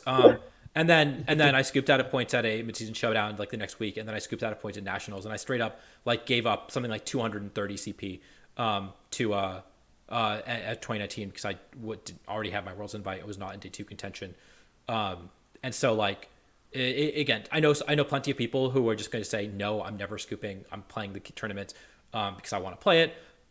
If you're playing again, I think there are plenty of people who want to do it because they want to feel this accomplishment. Whatever your reason is, you're not obligated to do it. But also, I think that paying it. I personally have opted to pay it forward in that situation. Here's my take on it. If you don't know the person, but you also don't super care about winning, you can at least try to get paid. That is that's like the least ethical thing I could say. But also, it's like you could like ask like, why should I? And then like if they offer money, then it's like, congrats, you just make yourself an extra money, and it's like it's not less ethical. I do want to point out that is also against the rules, and I think that might constitute more than a DQ if that came to light. But yeah, you don't ask, but you imply. That's the thing is I did want to say like I don't want to give people the answers, but I think a lot of this is in the wording. You're supposed to just be like, well, to ask what's in it for me. No, okay, but the difference is the way I see it is if you are X3 and you are playing for your Worlds invite and you missed your Worlds invite and you like maybe go a little over the line in implying that you need points and you get DQ'd, like you're not getting banned or anything. You are just getting DQ'd. You were already out of the tournament anyways. There is very little harm done. I think that if it came to light that you accepted money or that you were giving money in order to gain wins at a tournament, you would get banned from the circuit. You would not be allowed to play competitive Pokemon again. And that is the difference in why like I would not personally put myself in a scenario where I could get banned. Getting DQ'd from an individual tournament where you're already out of the tournament, like I don't know, like I feel like that's a lot lower risk. Don't do anything that would get you DQ'd in the first place, obviously. Like don't be stupid. But that is like my personal perspective about paying for wins. John, you just have that meme printed out and show it to every opponent you have. No, like I don't think anyone should pay for wins. I think that you should get paid for wins. I kind of follow what Gavin's saying. What you're supposed to be is like, well, next round is lunch break. I mean, so I'm sorry if someone is scooping to you before lunch break, they got bigger problems. True. Lunch break is round 9, Adi. No, we're not gonna have a lunch break. I believe we're even that's without a lunch break. For sure. So Lorsi, I did say this earlier, but like this is only in the context of X3 tables. If no one is going to even listen to you if you were asking people to scoop before that. If you're X2 and you're in day 2 contention, no one's even gonna listen, right? Like that's just a given. Lorsi went for both. I don't know what that one. Listen, I just want you to scoop to me so that my stats look better on the Gavin spreadsheet, please. Yeah. Please, I'm just trying to make it back. I'm just trying to climb my way back. I can't go 4 and 5 again. Please, my elo rating depends on this. Yeah, my premier rating is pretty high. I don't want it to go down anymore. Okay. All right, is there anything else to say about scooping? I feel like we could talk about scooping all day. Goddamn. It's a fun topic to talk about. It is. Yeah. I guess this point is also fair. Like, call a judge if you feel like you're being coerced. You know, like if you feel like you're being pressured, if you feel like for whatever reason you're allowed to call a judge and explain the situation. Like, don't again. Like, I think that if someone gives you the puppy dog eyes and you're like no, and they're like okay, then so be it. Like that. Also, I wouldn't call a judge for that. But if someone is like, please do this, and just like is badgering you about it, you are allowed to just call a judge and let them know and get out of that situation. Yeah, also, I agree. be careful because even if like you and your opponent agree, if someone overhears, they can report you. This has happened at Nats before. It's the Jesus Christ like I consent meme. Like yeah. Somebody forgot to ask. Yeah, and like if they say that, then I mean, like, don't admit to it, but like, yeah, it can happen. Just be careful. Yeah. And so there are like other rules surrounding this. I think Alberto Lara was the player in question, where he got Yeah. he got DQ'd from Nats 2018 while in top cuts. And the story there is that I believe like he and Jeremy were both, or he was locked into cut and Jeremy wasn't, or other way around. No, Jeremy was locked Yeah. into cut, and he knew that like they did the math on resistance. Jeremy had like an auto win matchup against Alberto. So basically his thought was, I could just like have Alberto in cut, and if I get paired into him, then I have an auto win. And like that was the logic behind it. But okay, so my understanding is the reason that it happened because they were discussing like discussing the possibility of Jeremy scooping because it would benefit both of them, right? And that some player overheard that and was like, "Ooh, if I get them DQ, then I have a chance of making top cut." Yeah. And bubbling. Did you I- see what, I what will Jimmy say- said? Go ahead, Go Jimmy. Alberto didn't know about this rule, by the way. Like, is the main thing. Like, he was at, I think it was like 2017 or something. There's It a was 18. mid-season. Oh, No, sorry. the Yeah. mid-season showdown where like he was loudly telling people, "I need this for a Worlds invite, man. I'll pay you $20 to scoop." Like, and like every round, and Miguel had to be like, "Alberto, don't do this." So Alberto thought the rule was you couldn't pay people for scoops. He didn't know that like you just weren't allowed to ask. Hopefully the statute of limitations has gotten passed on that. Otherwise, Nails might be getting his day 2 invite in a different way. No, I think that we've already had the dealt the punishment for that, right? Jimmy said in the chat, if I overhear a deal happening, am I allowed to ask for money for my silence? Oh God. Honestly, that gives me the vibes of like whenever you like, are watching a show and there's like a prison break and somebody's just like, I heard you guys are getting out, and if you don't want the guards to hear about this, I'm in. Like it's just like every time it's just that would be awesome. Gotta grease the wheels of justice. Remember, you're not allowed to ask. You're always allowed to imply. I'll keep that in mind Plausible for the deniability. future. Oh, Man, I'm sorry. Do you guys get ads? There's a way that you can avoid getting ads on the stream. Yeah, there's 6 of them right now. Ads- I'm not going to do the bit again, but Yeah, I know. We've had a lot of people talking about the ads today. Maybe they're especially bad. Maybe it's because we have especially a lot of people. It's a pretty big stream. It's awesome. I'm glad you guys are all hanging out for this. It's been very fun. Wait, did we show the box plot at any point? I think so. I think for a second. But if you want to break that, if you want to break that one down for us, quick, Gavin, before we move on to the preview of Nats, let's do it. Sure. Oh my gosh, we haven't done that yet. So I'm gonna explain like SAT 2 stats to everyone, or SAT 2 math. I think like is when box plots are on. Basically, on the left is the range of CP that 8th place gets, and on the right is the range of CP that 9th place gets. So the bar in the middle is the median for both of them. So the median CP for 8th place is around like 1120 or so, and the median CP for 9th place is, I believe, 1082, 1092, something like that. And the rest of the bars is 25th percentile and 75th percentile, and the rest of the stick is the full range. So the thing is like with these CP numbers, they can range wildly, but most of them are in a pretty contained box. Whereas, like you can see on the box, it's like most of the values for 9th place and 8th place are really a lot under 1150 CP. So yeah, there are doomsday scenarios where, like, I think if you look at the top there, it's like 1223 can miss CP, but like it can happen, but it probably in what world did 1240 miss CP? Mistake know. two. I'm gonna guess that's when what's it called? When like the 2nd through like 9th or whatever just do well at the Yeah, like they just all top 8. Like I think that's like the only way that's possible, right? Yeah, exactly. It's like crazy stuff like that. It's possible for higher to miss. Technically, we haven't run enough simulations. We don't know the edge of what's possible, but yeah. So there's a big range. We look at the most likely results, and then when we're wrong, we're like, oh, but like I had it like somewhere in the chart, so I'm not wrong. I'm not wrong. It was in the range of outcomes. Yeah. So yeah. We have a quick question. We normally don't do the RMTs while we're doing tub takes, but I guess we'll make it a special exception for this one. It's from Sempra. You gotta let it through. Yeah, right. And so, Paul, if you could click that link and let us know what you think of the team. I have it on my phone. Mhm. This team's outdated.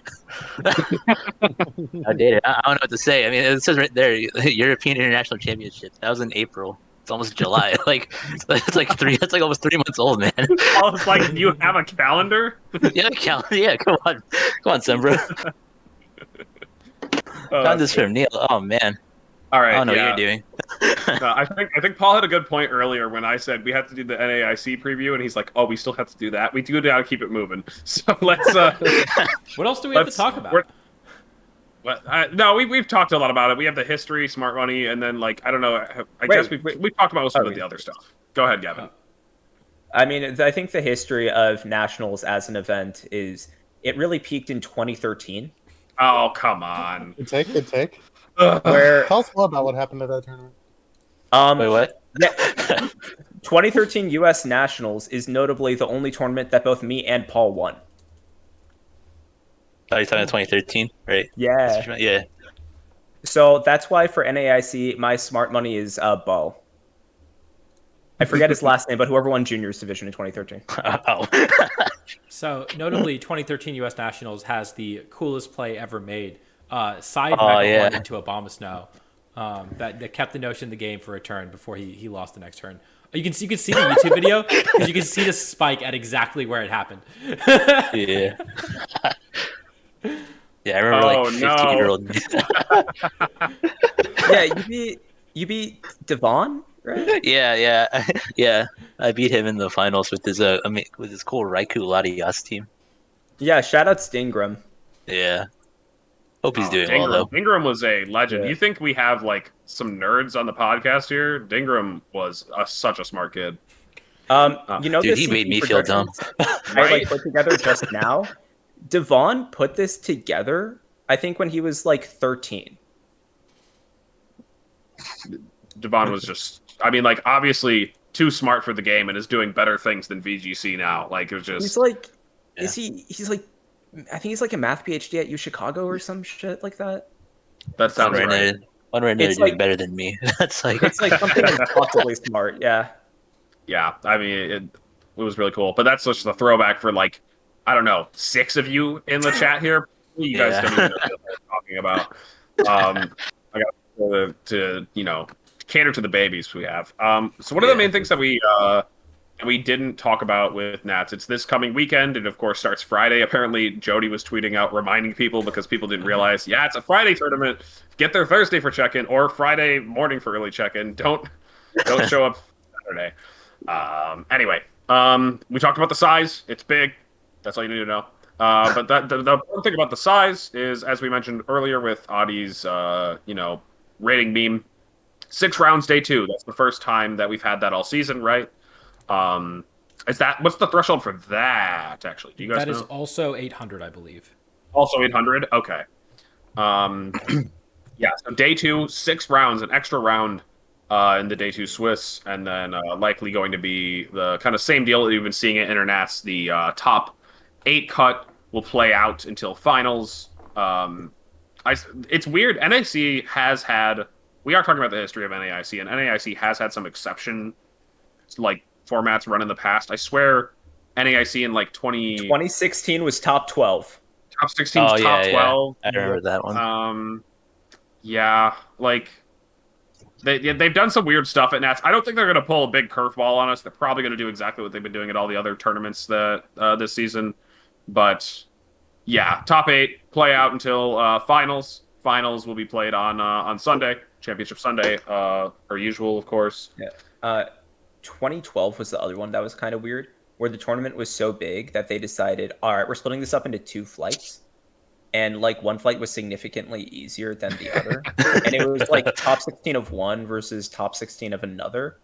And it's like one side of the bracket just totally crushed. And it's like, that used to be like a common occurrence with the flight system. We had that in like 2014 too. It's like 2016 Worlds. Yeah, 2016 Oh yeah, Worlds. yeah, that too. It's 2016 like Worlds was my experience with the flight system. it's uniquely weird, and everyone is always in the hard flight. Oh wait, did Dallas 2020 get flighted? No, No. that was just through a big It was tour. just a big old 10-round tour, right? Yeah. Okay. I was gonna ask if there are like any requirements for flights, or if they just The decide. TO is having like main character syndrome. They just want it to be about them. I thought it was like Tom was crashing, and that's why they had to do it. Right? It wasn't the Oh. TO thing. It was like a Yeah. technical problem. I'm loving the like old rumors. This is great. Do you know This is that what I heard. Fuego like blocked the IR port? I heard somebody was paid to like. Okay. So I don't know if there's any other major details on the Victory Road page that we haven't covered. I think that it's a travesty that prizing does not increase past I mean, 200 course. players. I think Oh, it's the 5 same kids. pricing. Okay, no, 201 players. Yeah, is the same pricing as 800 players, which is just absolutely nuts to me. But yeah, I mean, I you think want to it's get fine. money, get top 32. I don't know, Gavin. You're supposed to complain so that hopefully we can get more money. I Yeah. think that 800 players, top 64 should get prizing because you have to have a pretty good record to get top 6. You can go 10-4 or 11-4 and get top 64. Oh, really? You know, like No, I like that pricing for ICs doesn't change with scale because it makes it so that we can pretend that OCIC is as big of an accomplishment as EUIC or NAIC. I was gonna ask that question on the call earlier. I was like, dang, we do just have like the 2 international champions of this year like in the call, and like we should make them fight. I thought that was the point, I guess, on the call. yeah. So let's talk about past NAICs though. I do want to do the math real quick. Yeah, so there's going to be, just in terms of top cut, because we were talking about top cut a second ago, right? So you can see 36 points is 12 and 3 over 15 rounds, and there's going to be a total of 13 people with that record. There's going to be 3 people who go 13 and 2.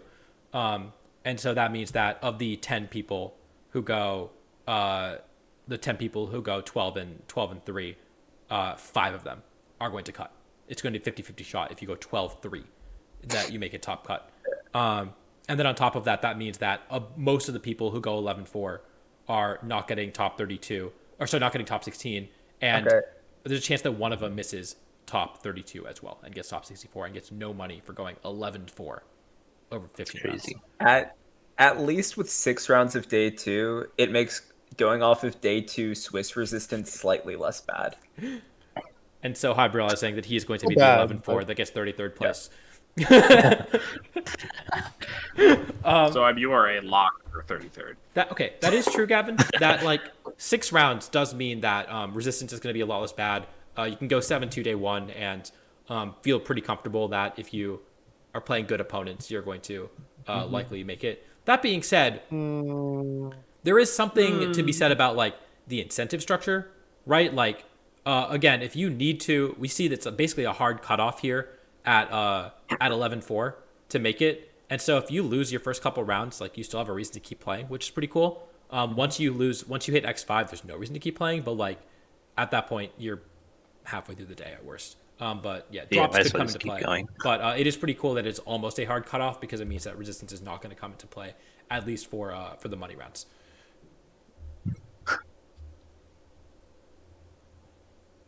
Some number of players, I think like 1 or 2 will sneak into top 16 and get a little more money if they get with the 11-4 record, which is also cool. So but yeah, resistance pretty good, or much better in the system, I think. It also makes it so it is less important that you go 8-1 in day 1. I think I haven't done the math on that. Yeah. I mean, it's still going to be important.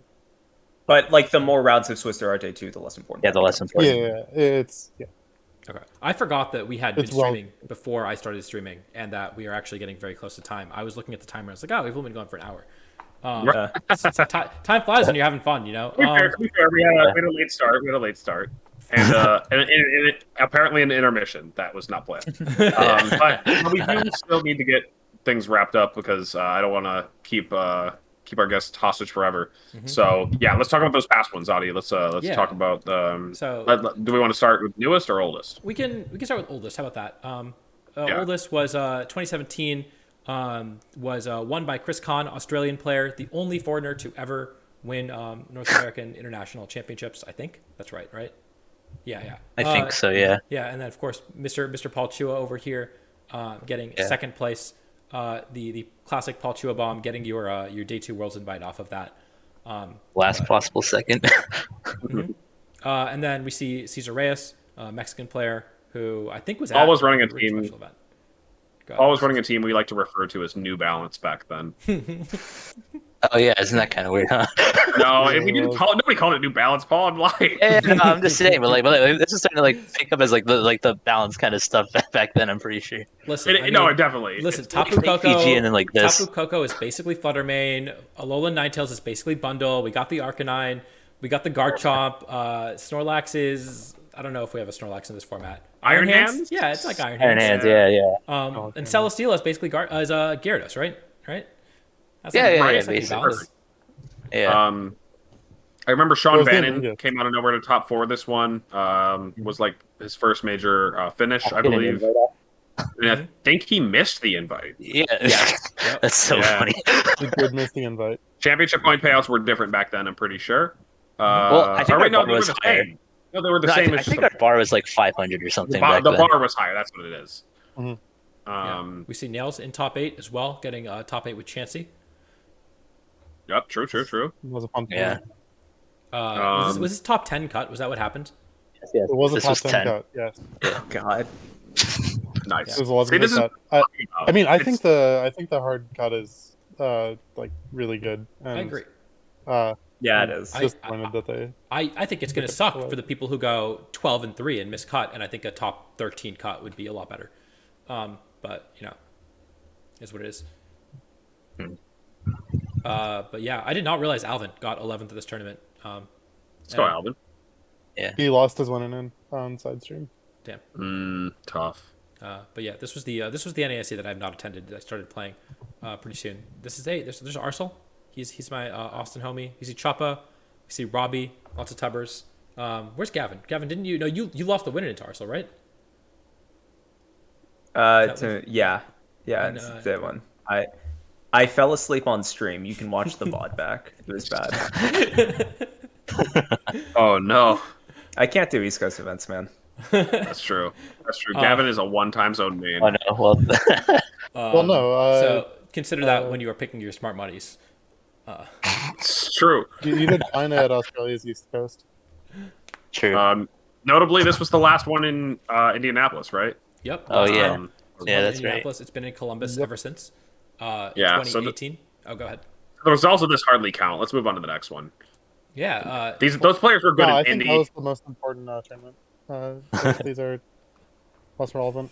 2018. We saw Jeremy Rodriguez beat Justin Burns in finals, and Paul Chua. Wow, crazy Paul's there surprise. again. Isn't Wow. that Getting top 4, and once again, I think stealing a day 2 invite this time. Yeah, I did. Once again, being top 4 this time. This is why we call it the Paul Chua bomb, where he comes out of nowhere to like do well at internets and steal a day 2 spot from someone. And this is why it's so fun to watch. Is like everyone is rooting against Paul if they are like number 8, and Paul's just on stream winning anyways. This time the Paul Chua bomb happened early, so someone else is gonna have to. I think it's like Justin Tang or Wolf is gonna have to come out of nowhere and win internets and Okay, steal a day 2 so spot. Yeah. if you guys are bored of seeing Paul, just wait for the next one. Don't worry. we get a break year. We get a break year.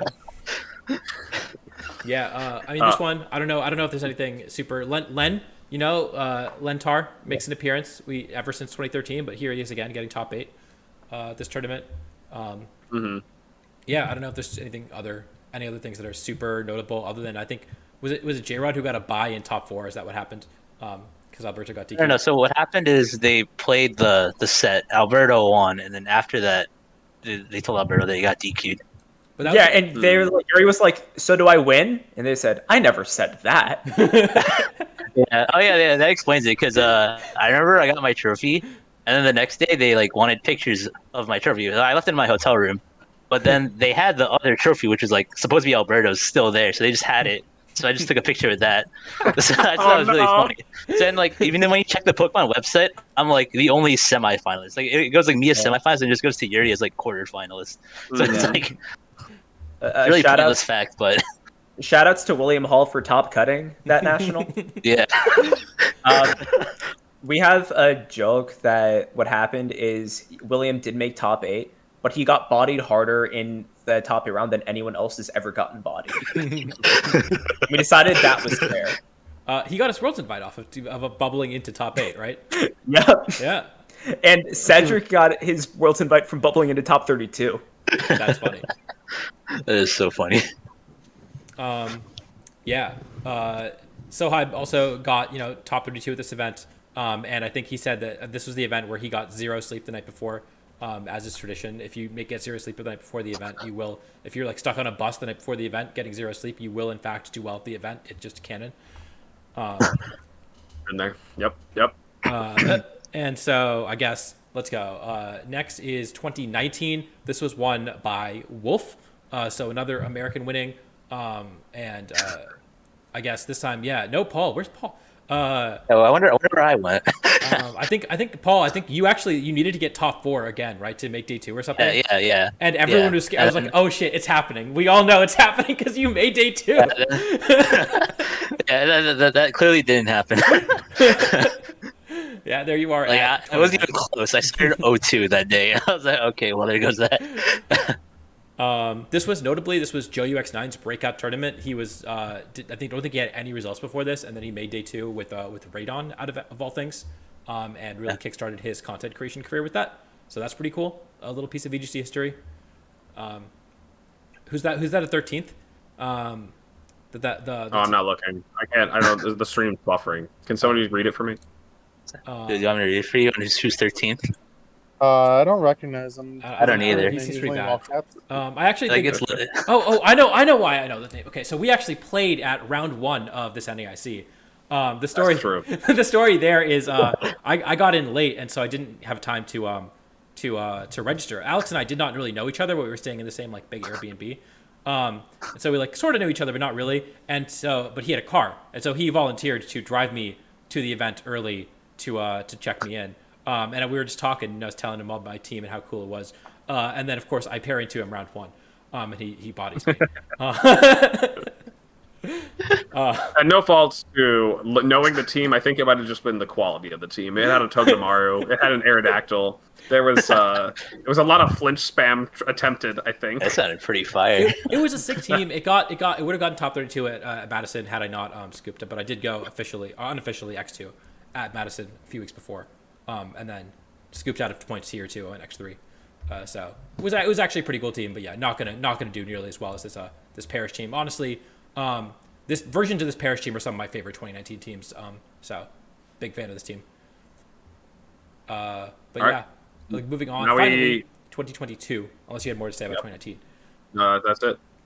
Won by, of course, James Evans. No one believed in him before the tournament, but here he is winning the tournament. True. I think this was he had top cut a few events before this, but legitimately this was his real breakout performance is Masters, even though he had won Worlds of Seniors. And so outside of that World Championship, hadn't done anything. Okay, seniors doesn't count. I'm sorry, but no. I mean, he seniors did, Worlds count. But anyways, he won this tournament. Really impressive performance, of course. Gotti. One of his many second place performances at Internets, maybe queuing up for a third this weekend. Justin Burns cutting his second NAIC. He's cut 2 out of the 4. So again, something to consider with your smart money picks. We see Joe UX9 again.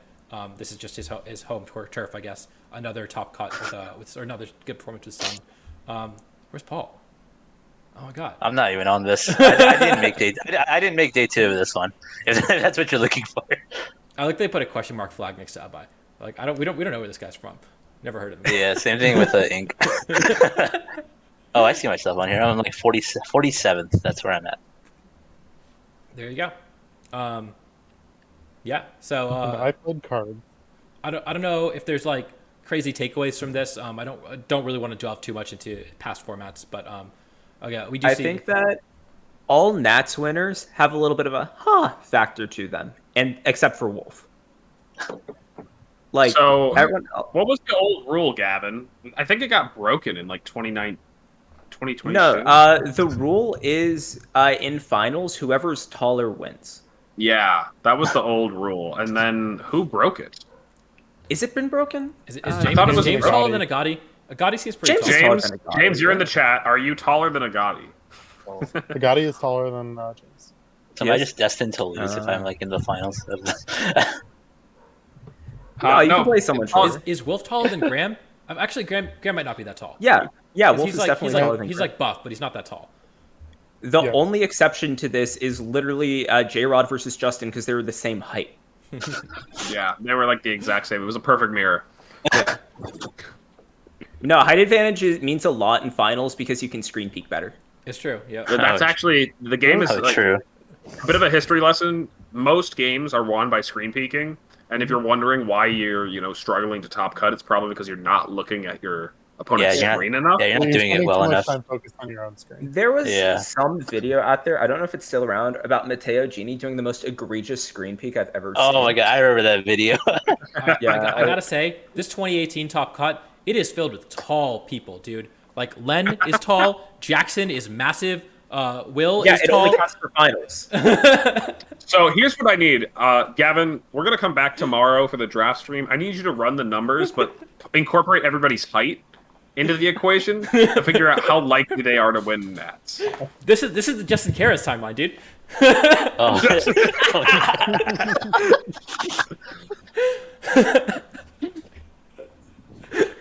All right. So with that, let's go ahead and let's do smart money.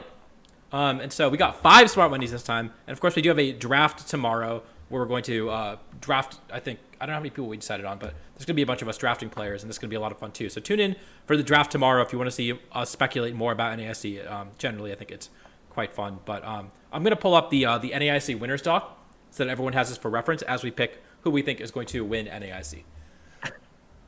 Oh, this is the top 8. Okay, so who gets Amelia? How do we do this? So Paul, you get to go first. Yeah, Okay. we're going in the order in the doc here. So it's gonna go Paul, Nails, Gavin, Adi, and then I guess me. I was supposed to be last because I'm hosting, but I'll still take that. I'll still take that L. I'm gonna be last. Okay. For my pick, so you were talking about like the Paul Chua bomb before. I'm just gonna pick Wolf because I feel like a Wolf like bomb might be incoming at NAIC. I would have picked Wolf number 1 overall too. Oh, Yeah. same. Yeah. That's a good pick. No, I agree. When we were talking about like who's the other player to just out of nowhere steal a day 2, I mean, if it's not Paul, I think Wolf is a very good pick. So Also, just because like it's been like a month or whatever since like Wolf's last regional, so he's definitely had time to prep, and like I think everyone knows that Wolf with like prep time's kind of a lot different. Wolf with prep time.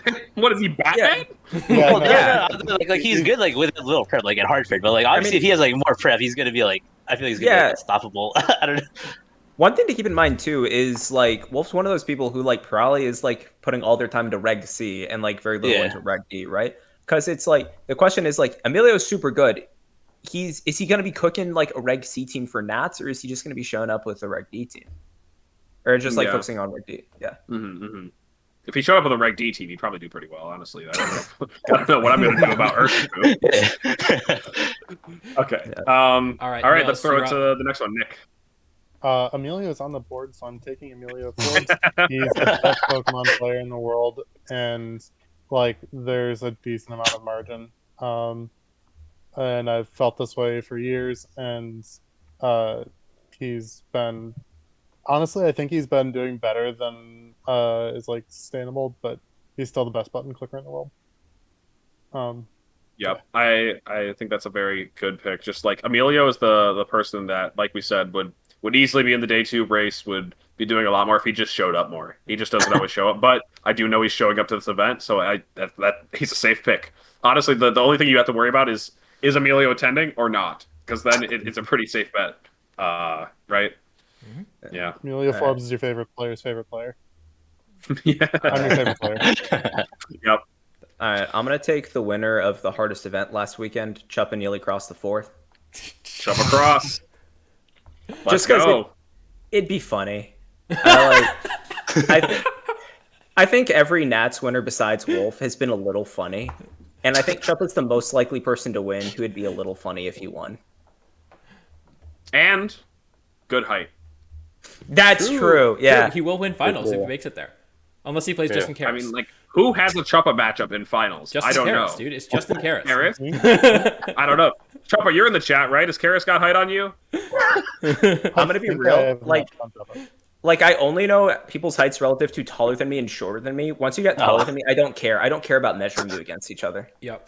Chuppa says no. He says that he's got matchup. Oh no. Okay, yeah. So I guess he's winning. All right. I'm pulling a little bit. I'm going a little bit lower in the standings on this rankings right here. I'm picking Luca Trujut. I can't pronounce his last name. Sorry. I think he's prepping really hard for this event. He's very excited. He's also in that contention where he's fringe day 2 contender, and if he does really well, he can make it in day 2. And King Gambit's back in the metagame, and he is maybe the best King Gambit player in the world. Maybe Emilio. I don't know. So I think Luca is the pick. Yeah, no, Luca's a really good pick and definitely fits in the not funny pick. I don't know. I don't want to call people winning Nats funny, but I agree that Luca fits the kind of that's not too surprising, but I didn't really see that coming, Yeah. Exactly. All right, Alex, it's up to you. Okay. I'm between two. I thought they might get thought one of these might get taken, but I'm actually gonna go. I'm gonna be the one that predicts a Invader win. And Nats is always won by an American, but I'm gonna pick Desu, and this is only because of worm bias. I mean, I think Desu just has had a pretty strong season already, and seems to be pretty pumped for Nats. And I don't know. I just think I wanted to throw some fire in there. Everyone's going to pick American players. Why not just spice it up? I thought Adi might pick a European, honestly, because he's like that. Yeah, I got to represent my my home region, If Nils was going, I'd pick him. Nils would be a good pick, of course, right? I don't know. I think it's part of it. I don't know which Europeans are going, I know Alex Gomez, Casti are going, but I saw Casti do very poorly at Puerto Rico and was not picking him. And I've heard that Alex is using a similar team, so... That is a good point, Jimmy. Worm would be a funny thing to see win. Mm-hmm. I don't know how tall Desu is, though. I think he's not that tall. Yeah, he's kind of short. No.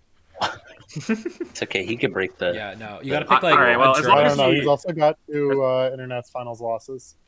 Yeah. So he's gonna break that. He's gonna break that. We saw that broken by somebody else, didn't we? Internet's finals losses.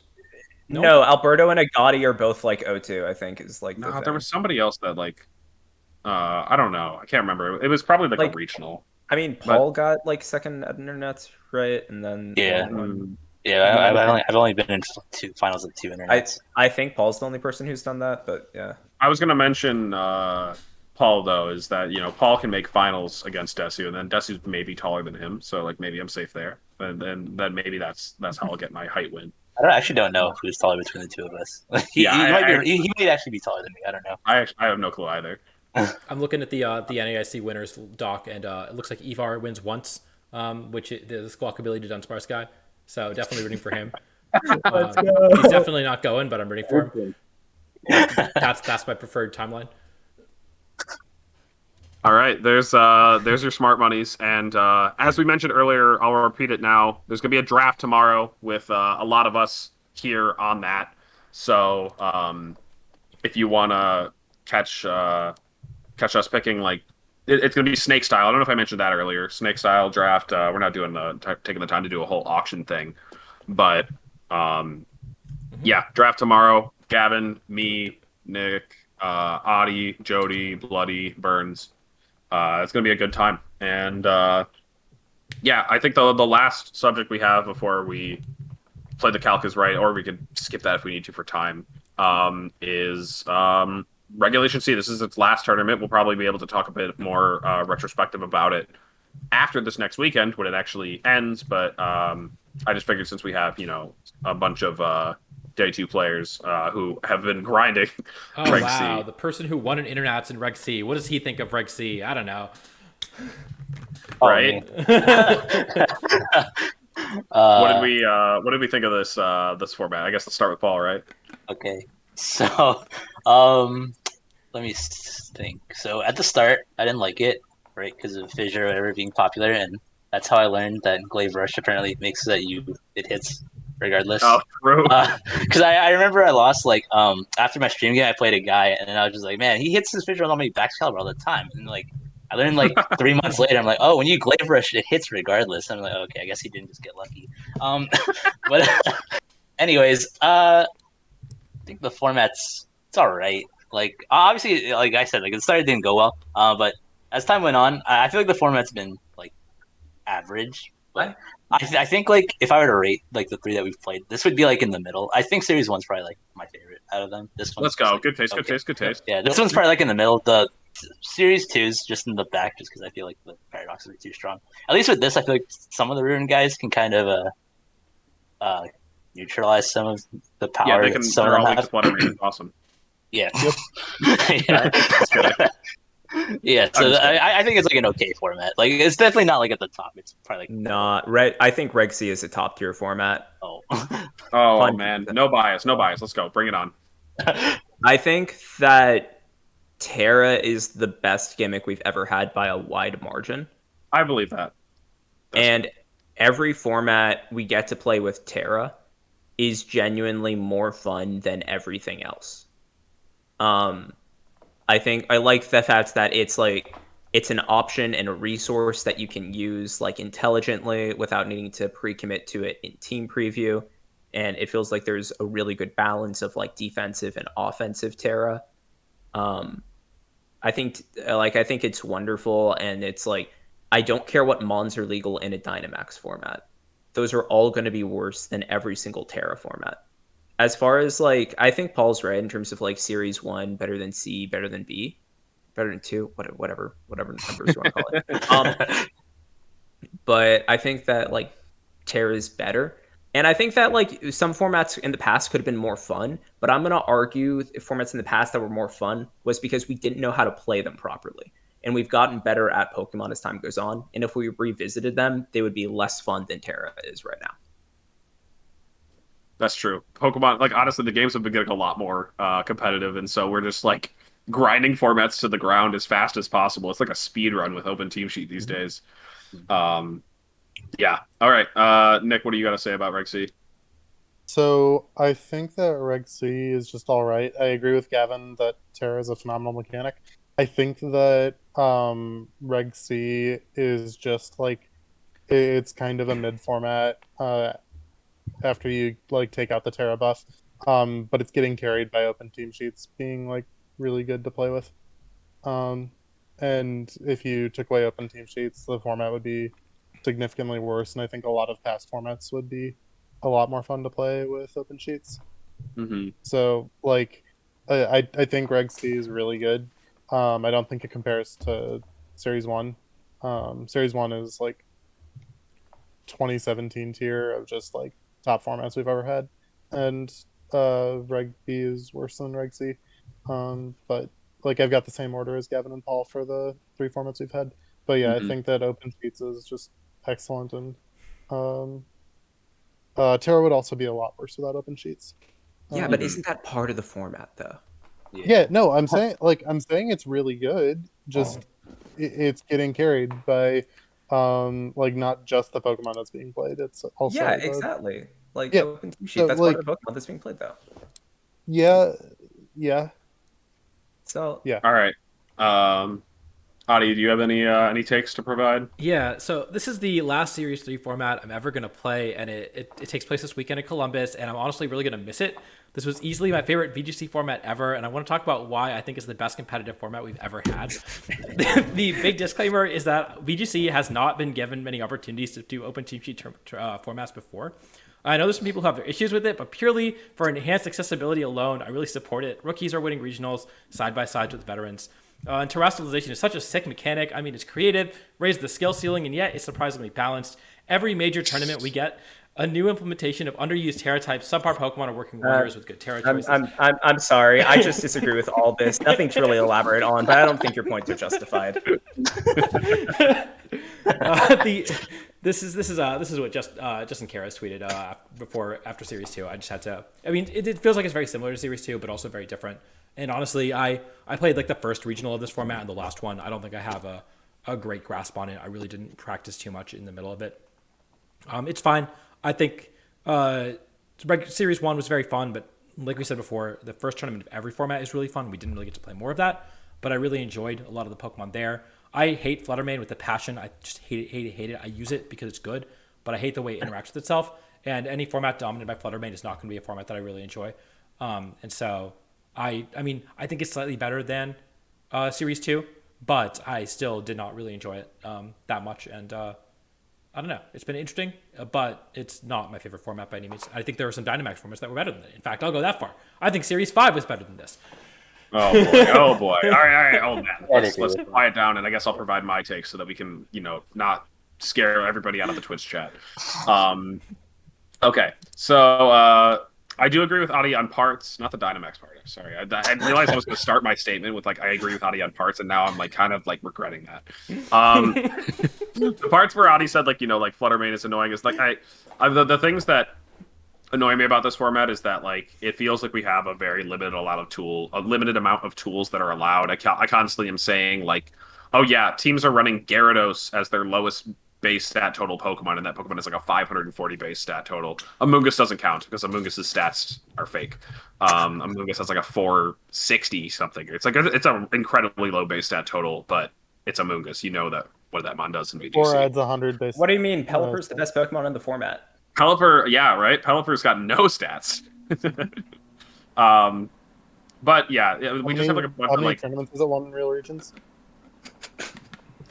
we have a bunch of just meatballs, just stats everywhere, and I'm just really looking forward to Regulation D, not specifically for what we're getting in it, Urshifu, ugh, I'm gonna have to deal with that, but it just feels like we're getting more tools to deal with what we're dealing with right now, and so I've been playing a lot of Regulation D, and it's definitely honeymoon phase because we haven't actually had a real ass tournament for it.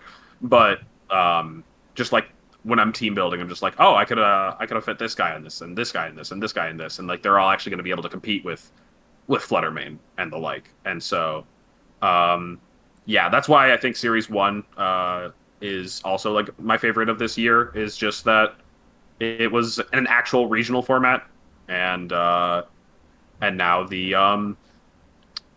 we have all the Paradox Pokemon, and it just feels a lot less like a regional format. The same thing that Nick said earlier.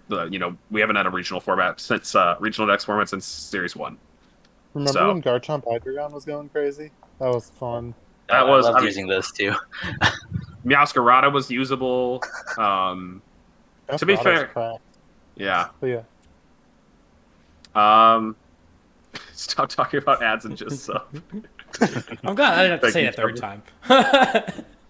Yeah.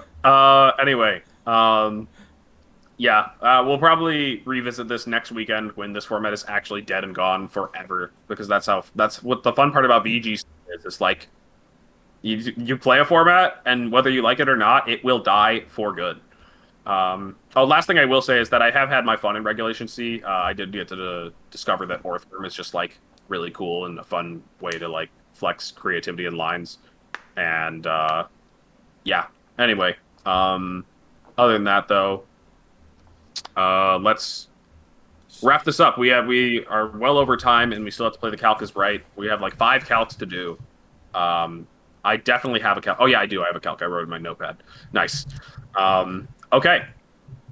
Let's do this thing. For people that aren't familiar with the game, the Calc is right. We all provide a damage calc with all the information, and all the other players in the call, besides the person presenting it, have to guess how much damage that does, and then they guess a number that's within the damage range. So if an attack does 80% to 100%, if you guessed 90, you would get the point technically. I don't know if attacks can do 80% to 100%. So. It's 85 to 100. 85 to 100. You're right, because it's 16. Yeah. Yeah. So anyway, with that, let's see. Anybody want to go first? I got one. All right, Gavin, present your Calc. All right. Max attack, Adamant, Roaring Moon, Terra Flying. It's got the booster energy. It's at +6, and it's against a max defense Corviknight. Wait. What's the attack? So it's Roaring Moon, Booster Energy Attack. No, what's the actual attacking move? Acrobatics. Okay, acrobatics versus a Corviknight, and what was the booster? Was it speed or Attack boosting. And it's Corviknight, no modifiers. It's just 252 HP, 252 defense boosting nature. Oh shit. We have a lot going on both. Wait, so what's the interval again that we could guess from? If it's anywhere between the min and the max damage. Yeah, so like for example, Paul, if like I said it was earlier, like if it's 85 to 100 and you guess like 86 or 99, those would count. Those would win. But 84 does not. Okay. No. So it's like, are they always like in intervals of 15, or could it just be like any range? No, you just guess. Okay. It's 15%. It's like 85% to 100% of the max roll. Okay. So like it'll be 43 to 50 or like 63 to 72 or something. Okay. Don't think about it too hard. Just pick like, if you were playing the battle and you were like, oh, this is gonna do about this much. What's that number? Is this gonna kill? And what we do, Paul, is we verbally, like, usually the person asking will make sure that everybody's locked in. You just verbally say locked in, and then Gavin will call on people to give their answers. Okay. I'm locked in. I'm also locked in. I'm locked in. Adi? All right. Let's do Paul first. So I'm thinking it's gonna do like 20%.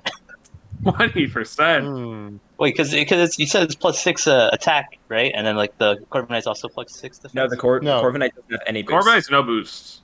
Oh, wait, okay, wait. Let me redo my calc. Give me a second. I misunderstood that. I'm gonna call on Nails then. Yeah.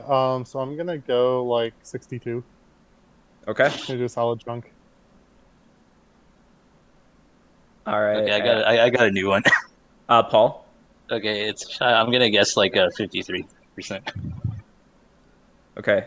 Adi. Sorry. Okay, so you said 20%, and then you suddenly gave it a 4x attack boost.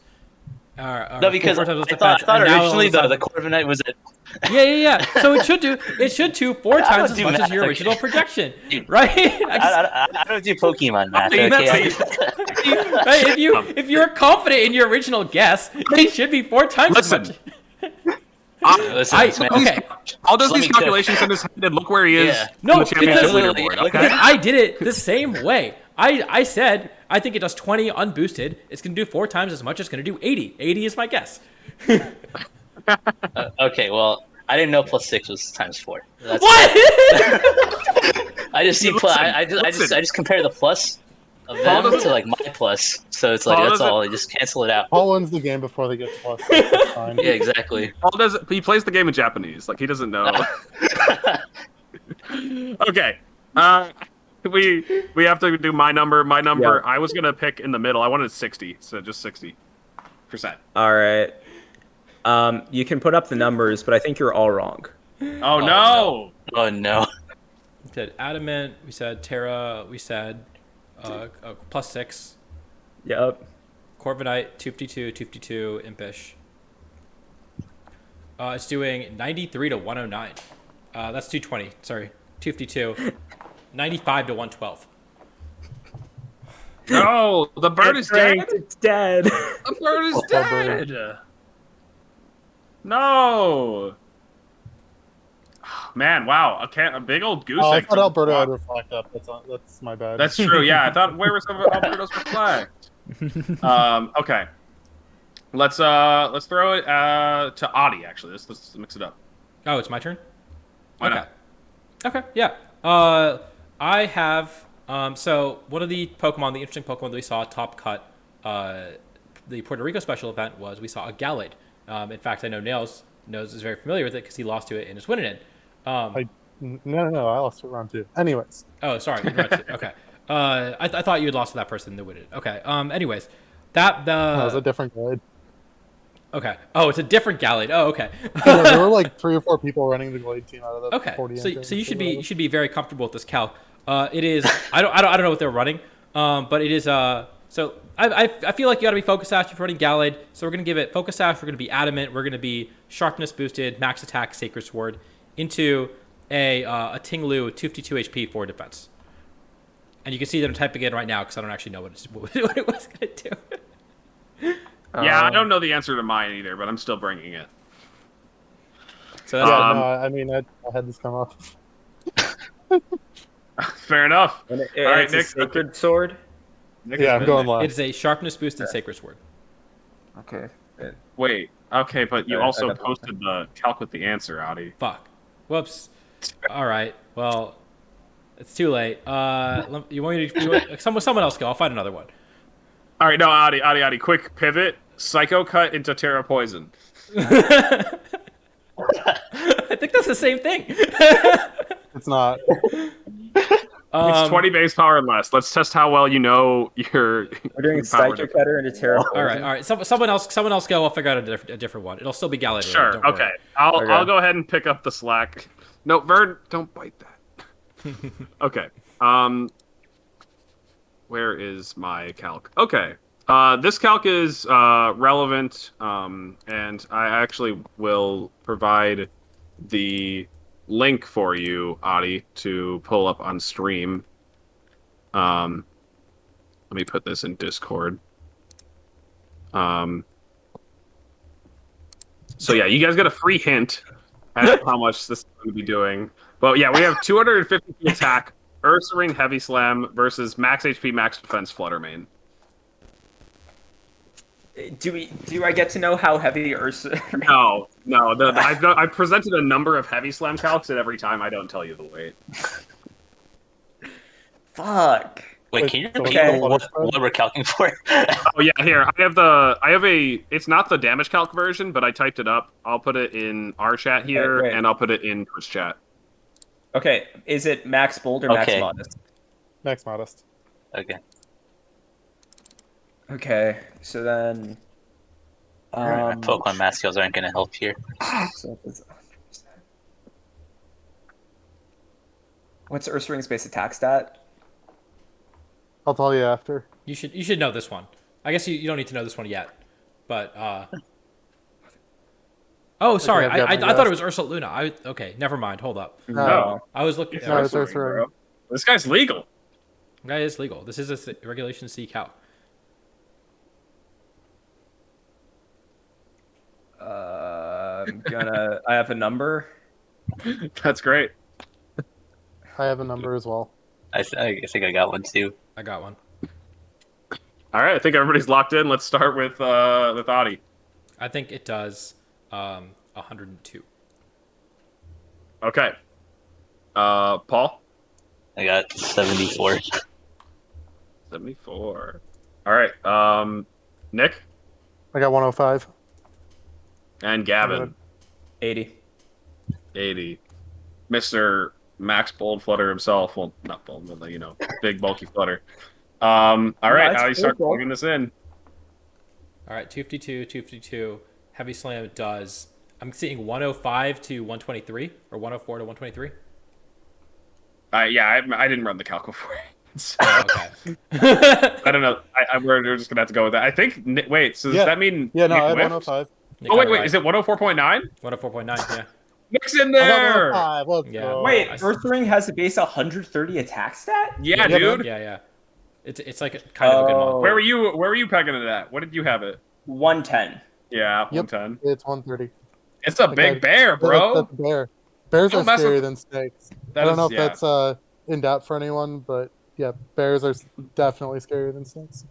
All right, so the point goes to Nick, and actually not Adi. Damn, Adi was just too low. I knew it'd kill. I just wasn't sure how much. But I should have gone higher.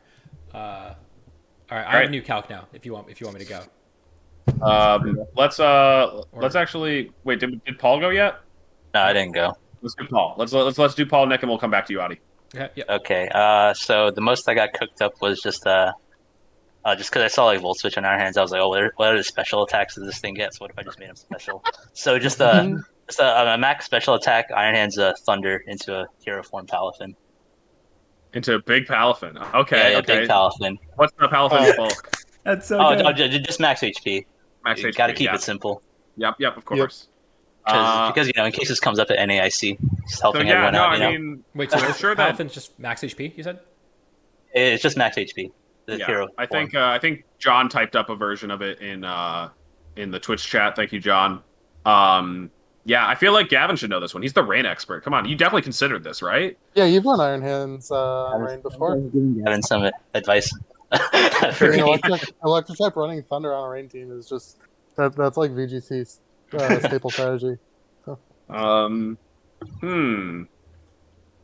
I okay, I got mine locked in.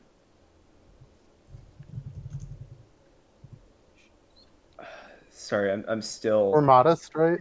Yeah. All right, Okay. I got mine locked in. Me too. I've got a number. Oh, okay. Alright. So, I'll Yeah, go, calling people, Paul. oh, I call the people. Okay, I'll just go in the Yeah. order. Okay, so I'll start with Gavin.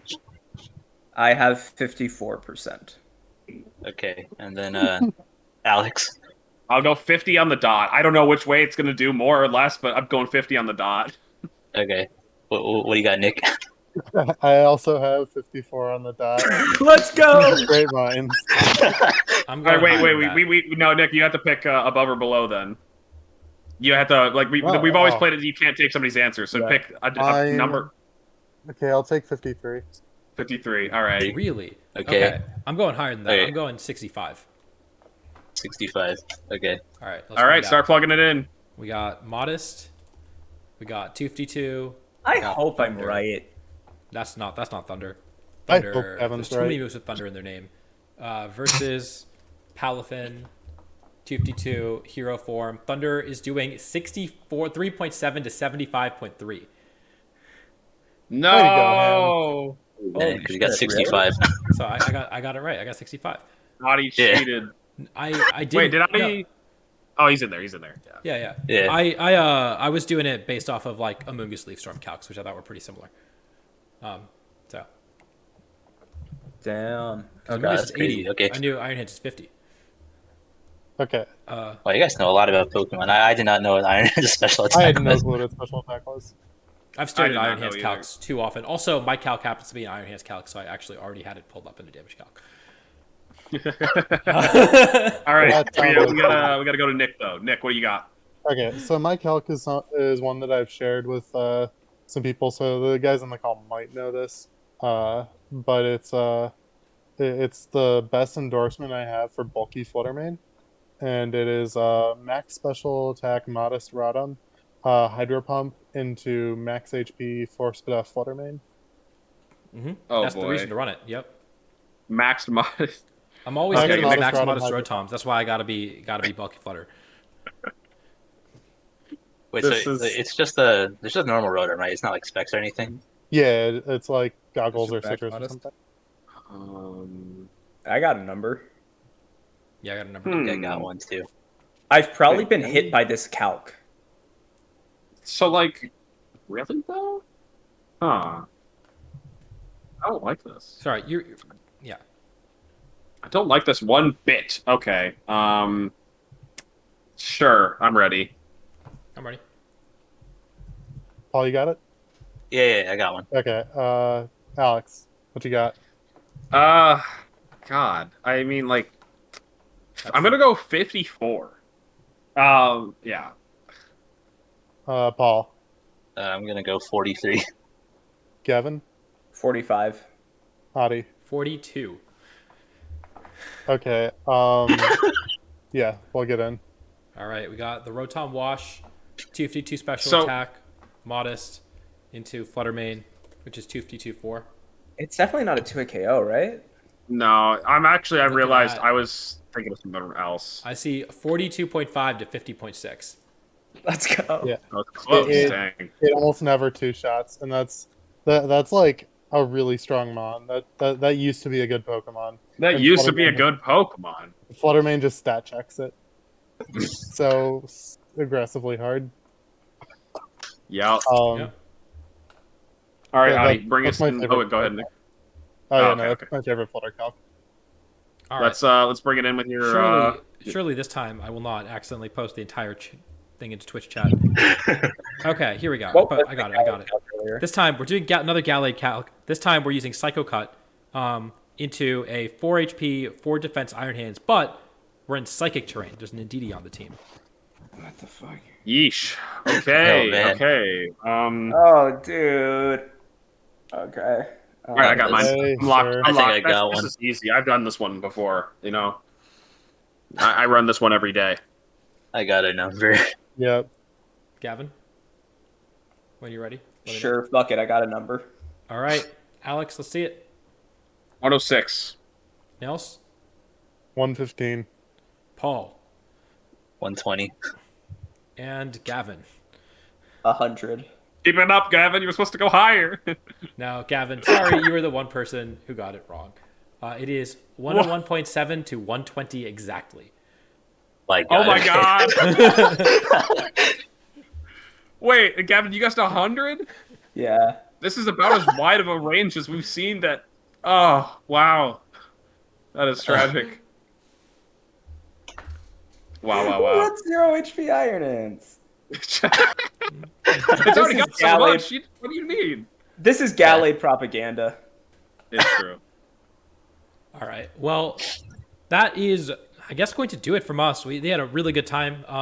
Yeah, we went a little long, but like this was really fun, and I'm looking forward to doing basically running it back and just talking shit about Nats for another 3 hours tomorrow as well. Tomorrow. Oh yeah, tomorrow. I thought you meant next episode. No, you're Yeah, talking yeah, about tomorrow. the draft. Draft. but- Got a draft.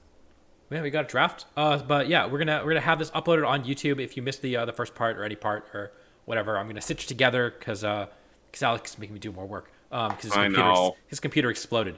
It really did. And so yeah, so that'll be up on YouTube on Wednesday. I don't know if the draft will be uploaded or not. We'll see. That might be that's work. I don't know. I don't have that much time before Nats, sadly. But yeah, so we're gonna pass it over to someone else. But yeah, do y'all have any final words or anything? Shout out to League of Legends. Yeah, Shout I out guess to so, League of yeah. Legends. Yeah, shout out League of Legends. It's a good way to practice for NAIC, just in case anyone still needs advice. That's a good plug. Shout out to Pelipper. BST is for fools. True. Gyarados has 540, and it's got nothing on Pelipper's ass. Pelipper has an ass? Well, wait till you see. Yeah, but you've probably stared at it more than anybody. Yeah.